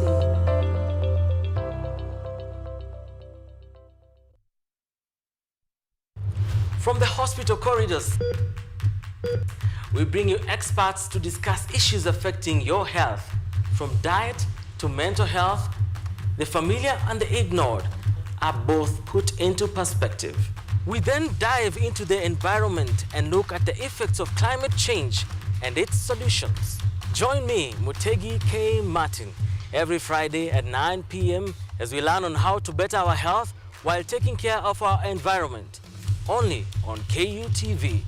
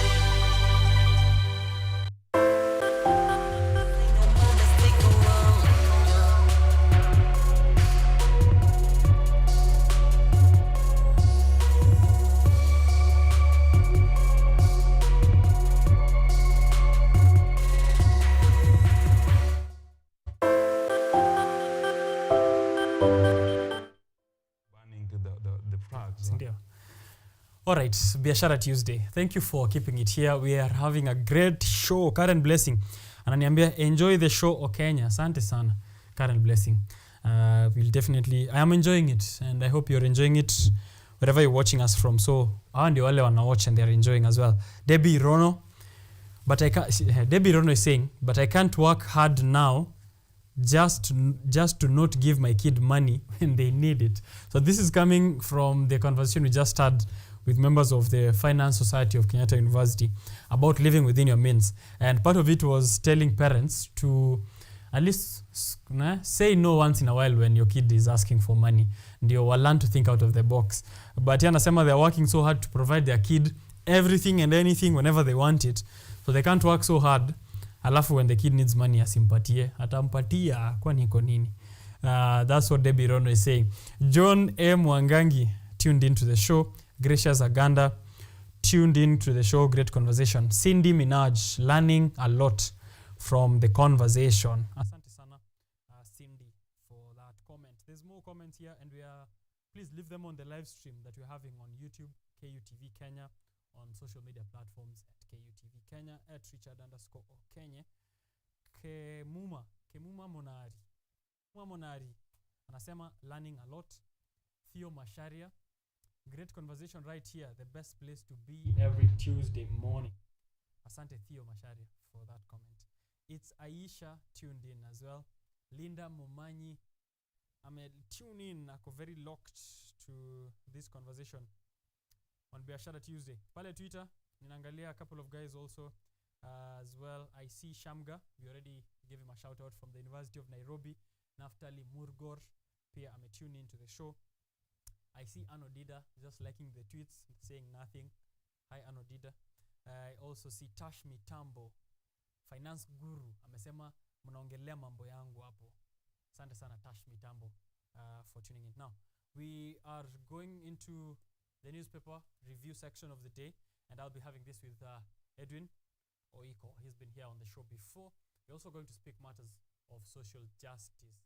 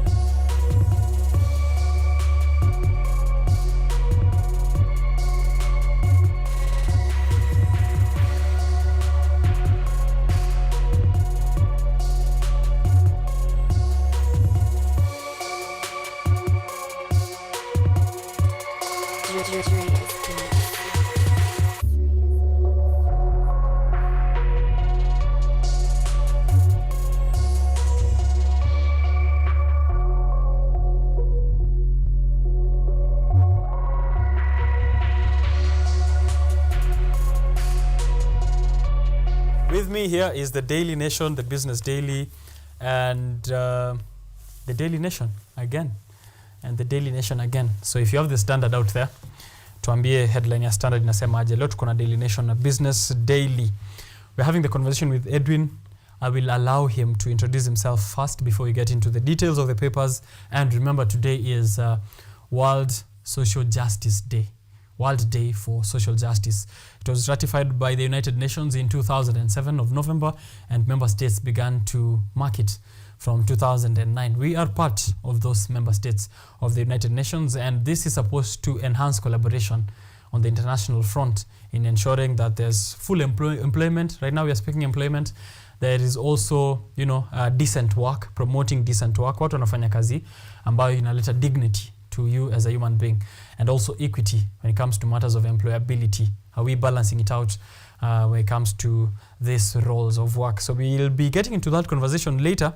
And I see the papers also have a lot to speak about social justice or lack of thereof, which means social injustice that is happening within our republic. We'll be touching on it on this occasion that we are hoping to celebrate. But first, Edwin, welcome back to the show, bro.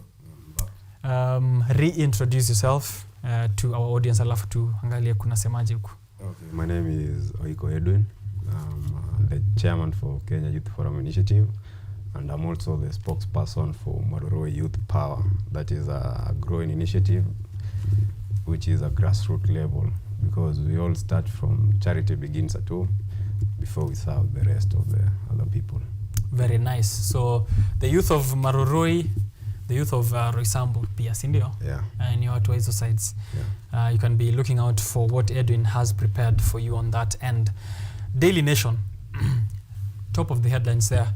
The editor this morning decided to call it Death Traps in Schools. And every Tuesday going forward, I think from 2 weeks ago, the Daily Nation has been publishing public disservice. A lot of tongue twisting there. Public disservice that we are experiencing as a nation. And today they're focusing on more of the disservice that is happening within the schools. Death traps in schools. Families of children here, there's an image or there's a collage of images of these children who died in schools under unclear circumstances and are demanding answers for the tragedies. More alarming is the congestion in learning institutions. One primary school in Mwiki, which is a neighbor of Edwin, has 5,000 pupils crammed in an area the size of a football pitch that some teachers are warning it's a disaster waiting to happen. So they have here these children who died under unclear circumstances, and page 7 and 8 is where you can get this full story of some of these classrooms which are having more learners than possible. Learners are sharing beds in areas which are prohibited. For that, there's very little spacing between these. Corridors are very tiny within the institutions. There are no doorways, there are no escape routes in case of fire or any emergencies. Pit latrines is not even a conversation we can have today. Most of these primary schools, which we have turned to become polling stations, have not enough of these facilities. Edwin, this is where we begin our conversation of the day. Public disservice.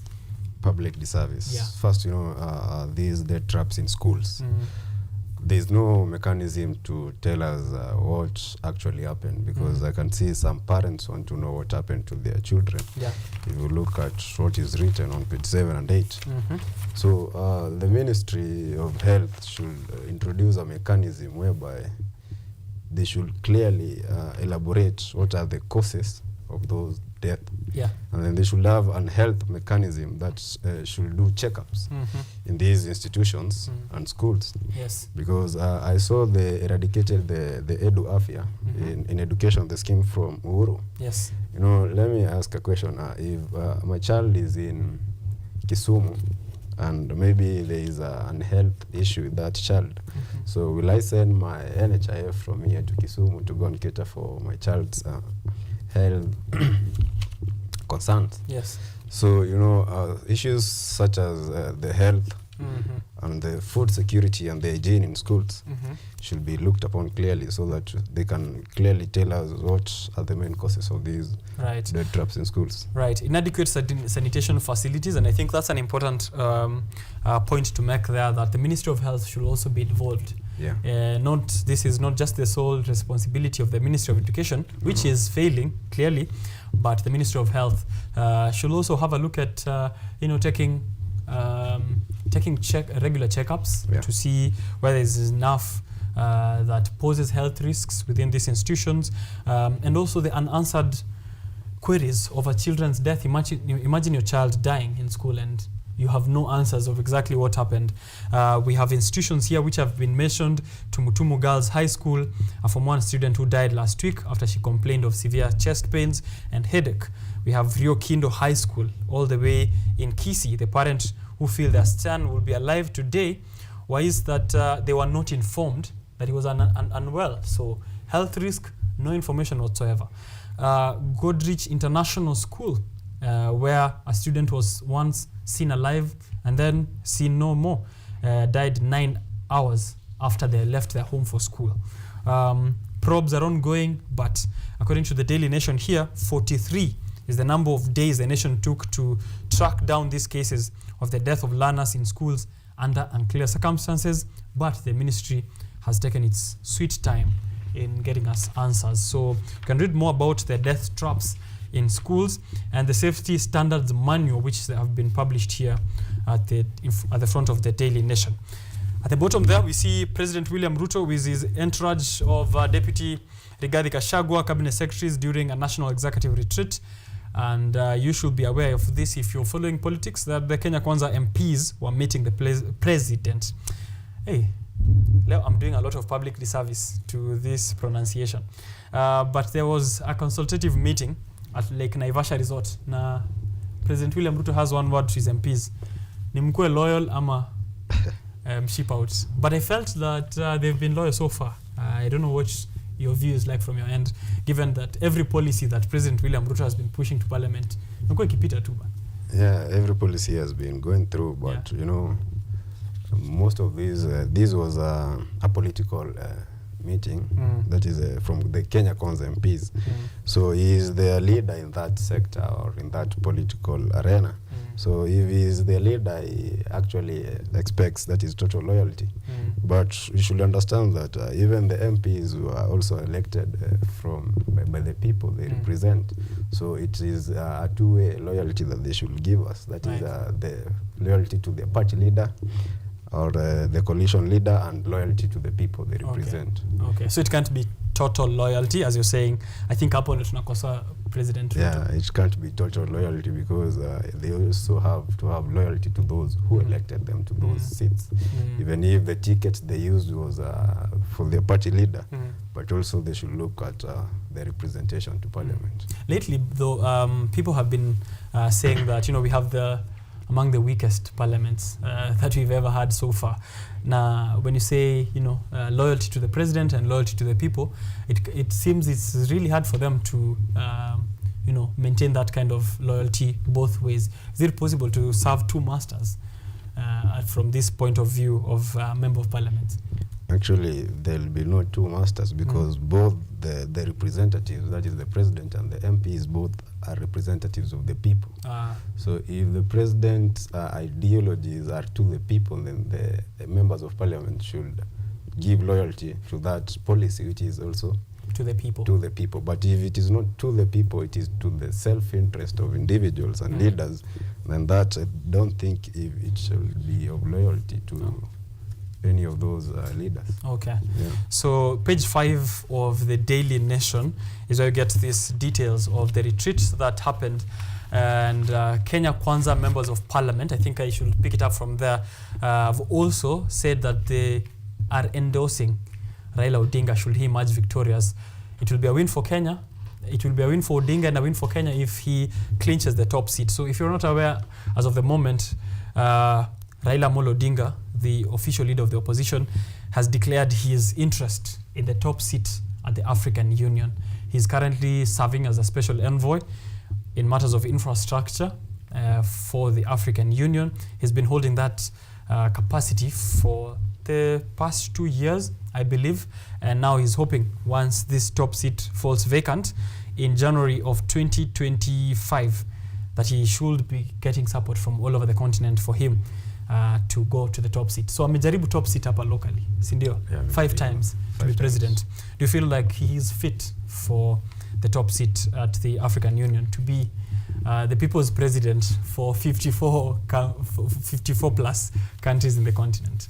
Yeah, you know, he has tried to be, he has vied for presidency in our country for a very long period. Yeah. But, you know, the margin that he's defeated with is just a narrow margin. That means that he's the president of the people, but the president of the republic is His Excellency William Ruto. So with the way he has performed his duties and struggling for the people for those years, he is correctly right to vie for the AU, because the interest he has is for the people, is not about individualism or what he has been trying to. So vying for the top AU seat is just a win for Kenya as a country. That shows his patriotism to Kenya, that is to represent us in the AU. And the seat being the topmost in Africa actually is best for Raila. It is high time, because, you know, he has vied 5 times for the presidency in our country. And so if those 5 times should be given to him at the AU top seat, because this will be the 5th election of the AU seat. So I guess it's the 5th. Is the 5th still? Okay, that's actually going to be very apt. Maybe now finally, you know, a reward to him after all the 5 times of trying. He should take the 5th. Now the 5th as the AU chairperson. Still, Raila Odinga's dreams of being the 5th, I think, are very alive and valid. Right. So he's been the special envoy in terms of infrastructure to this region, and he's also received support from other leaders, not just inside of Kenya, but even outside. We saw the former president of Nigeria, Obasanjo, also gaining support for Raila Odinga, saying that this is a statesman who's fit to, you know, represent Africa in whatever matters that we need to discuss with other regions. You know, vying for an African Union seat, that is a continental drift. So he'll need to do campaign also in those other countries, because we cannot say that if we endorse him as a country alone, he might take the seat. Because the seat there is elected by people from all the countries or the member states in the African Union seat. And, you know, Raila going for the top AU seat, that is, if he takes, then the politics in our country 2027 might have a diverse twist, because we don't know who will be now the taker of Raila's path. Okay, who's going to fit the shoes, which is actually a very good thing to bring up. Do you think that the Azimio side has enough strength to front someone to pick up Raila's role where he's left it? The governor of Homa Bay, I believe that should be Her Excellency Gladys Wanga. She stated a few days ago that she's very confident that even as Raila, if Raila clinches that seat, Azimio is still very strong, haitakuwa shaken. Do you feel like they really do have? I haven't seen, personally speaking, someone who's worthy of fitting in his shoes.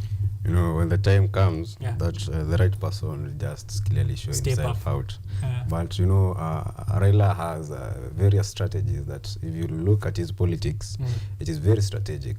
As you can see, he has been going around doing registration, that is a registration drive for his political party, not the Azimio, but the political party individually, that is ODM.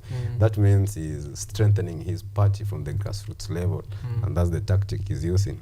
So we might not be able to be aware or to be sure of what are his plans, but it clearly indicates that there are some strategies that he's looking for someone, or he already has someone that he's doing.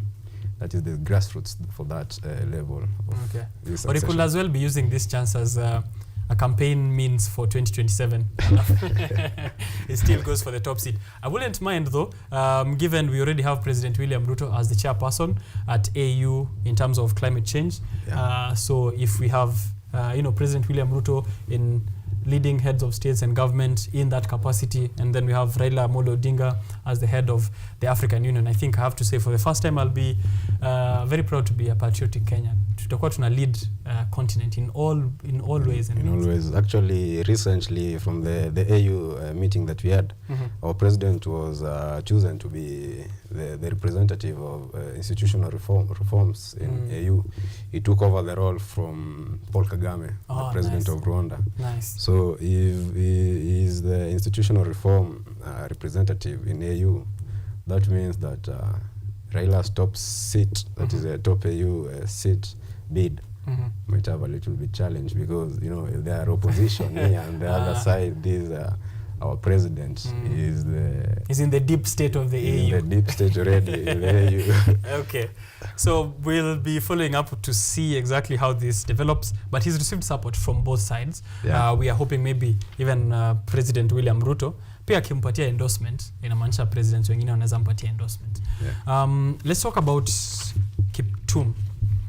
On page 2 of the Daily Nation, a forensic team has been dispatched to probe Kiptum's road crash. Champion and his coach were on their way to watch the AFCON football tournament final last week on Sunday, and then an accident happened in that Eldoret Kaptagat Eldama Ravine Road, where marathon world record holder Kevin Kiptum lost his life. What were your initial reactions? He lost a very young life here last week, 24-year-old world champion, beaten all the records, personal best, world record best, and was looking to even do more this year.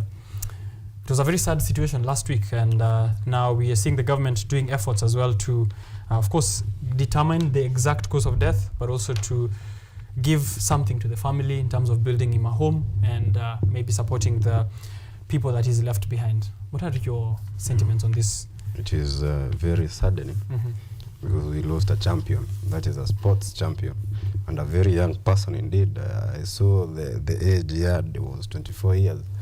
That is still a youth in trying to transition to an adulthood. So if we lost such kind of a champion, nearly heading to, there were sports that you were supposed to attend to in the near future. That means that we have lost one of our kind champion that will champion us that sports that were arranged.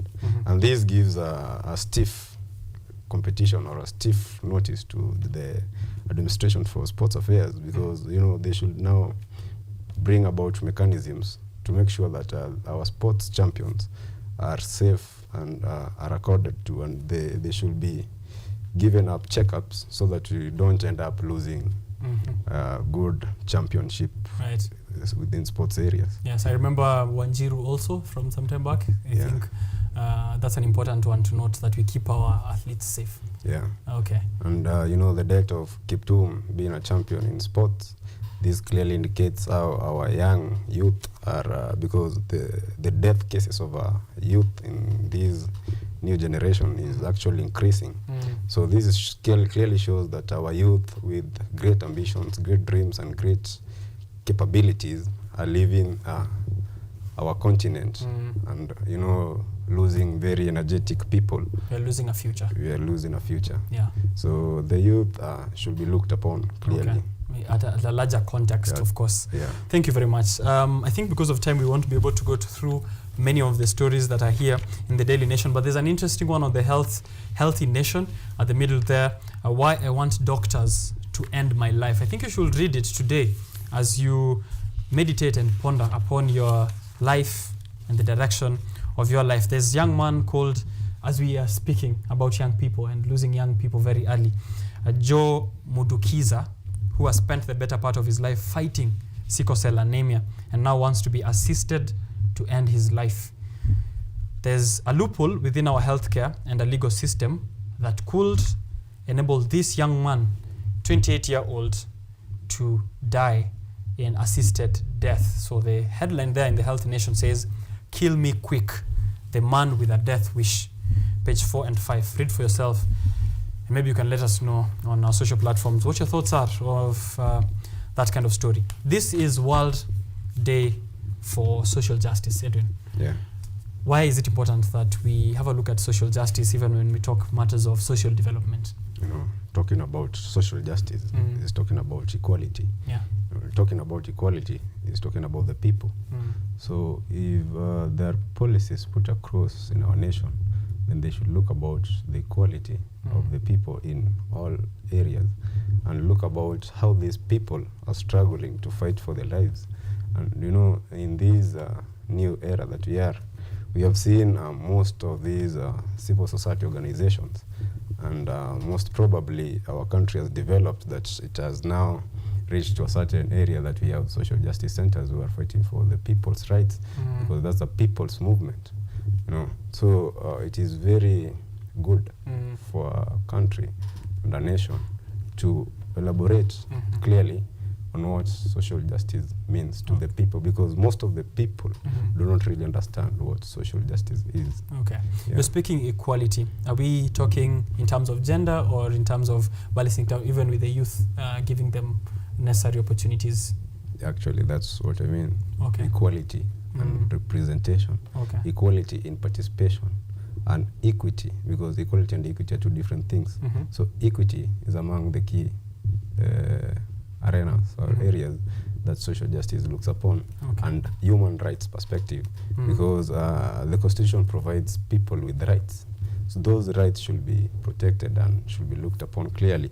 So if we talk about social justice, this means that the people's rights that are endorsed in their laws should be well and keenly taken upon. Okay. So like, for example, we saw the last meetup of the government, because we believe the government is the executive, the legislature, and the judiciary. Yeah. So when the people were lamenting about the Chief Justice meeting with the president, yeah. that wasn't a big issue, the Chief Justice meeting of president, because they're the government. They need to plan on how to make sure that the country is in good accordance. But the problem is that the Chief Justice, if the Chief Justice is the chairperson of the National Council on Administrative Justice, then that means that there will be no referee to take upon if those two merge into different cases. Yeah. Okay. So we might have blurry lines when it comes to delivery of social justice. Of social justice. On that level. Yeah. If we were to rank Kenya on a global scale, maybe even on a scale of 1 to 10, how do we perform in terms of social justice to provide equity, decent work, employability, full employment? We have very many ways in which we can scale this, but just generally speaking, how do we stand? Generally speaking, that I can rank our country at, let's say 6, because the rest of the four remaining out of 10 is because we are good in policy implementation in terms of paperwork. Okay. But when it comes to actually implementation of those policies into physical activities, that's where the 4 diminishes to. We are good in social justice in implementing paperwork. Paperworks, because okay, that's a nice way to put it. Very good policies indeed. Most of those policies and acts that we have is like we have everything that we need in those paperworks. But when it comes to actual implementation of those policies into physical activities, that's where now we draw the line. Okay. All right. I hope the government is listening and all those stakeholders involved as we celebrate and mark World Day for Social Justice, that we ensure implementation is done. We have very many talks, actually. I know of very many workshops and forums that all these conversations happen at, and it's true what you said. We are good at paper, but kuimplement tunamaliza hiyo session, photo session inafanyika, alafu the next year again we are speaking about the same issues. Maybe let us know as we wrap up what you're doing in your own capacity for social justice. I know you're running a couple of organizations which are looking at youth and employability as well, and creativity. So maybe in a short statement you can let our viewers know, and the names of the organizations as well, and what you're up to as we close the show. Okay, I'd like to wrap up with the Kenya Youth Forum Initiative. The Kenya Youth Forum Initiative, currently we are introducing, that is a Pan-African Youth Empowerment Program. It is in its implementation stage. We are still collaborating with various partners, that is capable partners, who can help us to administer the program into full actualization. Then on the other part, that is Maroi Youth Power.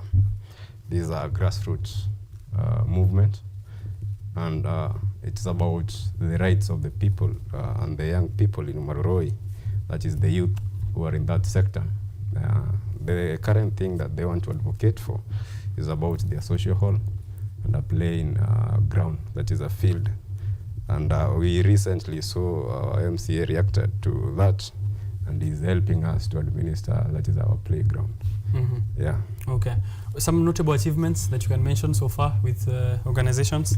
With organizations? Yes. Okay. Some notable achievements is that in Kenya Youth Forum Initiative, we have collaborated with various youth initiatives, that is various organizations from various areas, and we have planned for the program, that is the empowerment program, because that's not one individual plan. It's about the youths bringing our minds together. So the plan is what our achievement is at PON. And before the end of this year, the program will be running, that is nationally. Okay. Yeah. You said the area MCA is involved, and is there more support from the government? More support. Okay. There is more support from the government, but you know, the government does not bring the support to us. It is us who should go and seek for those supports. Okay. Yeah. So you're seeking rather than waiting for it to get to you. Yeah. Asante sana, Edwin, for having this conversation with us, and we are hoping that you continue the efforts. Pia na social justice prevails. Before we wrap up, yes, I saw some points on the business daily. Oh yeah, sure, please. Page 4, was it? Page 4. Yeah, about the audit. The audit exposes wastage in World Bank Youth Jobs Plan. That is the KIOP, the one that was started in 2016. KYOP, there's a scandal in that? There was a scandal. Oh man. You can look at it. Okay. That is the Kenya Youth Employment and Opportunities Project. The project was, okay, it was good. It had good intentions, that is to end job unemployment, but the response or the after results of that project are still the same. Money was stolen. Yeah, you can have a look at it. More than 15 billion, all of it, and the results are not. We are still crying with the same issues, that is unemployment. Yeah, and we had a project that could sort that issue. So the only problem with the project was that the project wasn't bad, but you know, the way it was administered, that's where the problem is, because they cannot have tracks of those people they assisted to start businesses and to do what they were doing or to continue the businesses. Yeah. So if they could have administered from the constituencies level, this plan could be in accordance. So still we are failing on implementation. Yeah. Wastage has been exposed here on that Kenya Youth Employment and Opportunities Project, which was started in 2016. 15 billion pumped in for a period of 7 years. And there's a report here on the amount of money and where it was spent and the beneficiaries. And there are many of these beneficiaries, they are calling back na hawapatikani kwa simu. Yani ni kama walipata pesa kama wamedip. So there was not much of follow-up being done there. You can read for yourself on page 4 of the Business Daily. Because you picked the Business Daily, I will ask you to read the quote at the back of the Business Daily. The last word there coming from Goti Wolfgang. I believe he's a polymath and writer. What did he have to say? Okay, the quote here is that knowing is not enough, we must apply. Willing is not enough, we must do. That's the quote from John Wolfgang. Right. Knowing is not enough. Knowing is not enough. We must apply. Yeah. Willing is not enough, we must do. Just like you've said there. Yeah. Don't be good on paper and and fail to implement. Yeah. Yeah. That has been actually a very consistent theme since we began this show. Every of the speakers who've been here have told us to apply practicability or practicality of all the knowledge that we gain. Thank you for creating time for us here. It's 10:01 and past time on Biashara Tuesday. Allow me to sign off at this point and thank you once more for allowing the whole team here on Biashara Tuesday to bring the show to you once more. We are grateful, from my director and producer Ryan Ngure to all the camera operators, transmission desk, graphics, to sound, to the preparation, to the production. There's a lot of involvement and preparation before we bring this show to you, so we're grateful that you can create time as well. Reach out to us on social platforms at KUTV Kenya, personally at Richard_OKENYE. The dollar to the Kenyan shillings at the moment 145. Last week when I was on the show, it was at 159. It had dropped by a shilling from 160, and then throughout the week dropped all the way to 140, buying and selling, 120 buying, selling 140. Now it's at 145. So there are a couple of things you can do to take advantage of the dollar and the shilling gaining, which is buy US dollars at the current low price and put them in a USD bank account or invest in a USD money market fund. So eventually when the dollar gains, you will have basically invested and you will get the interest without even getting interest. Your money will appreciate in the money market fund. So think about it, and we'll be back here again on Biashara Tuesday next week on Tuesday to bring you more insights, happenings and reactions in the world of business, economics, politics and technology.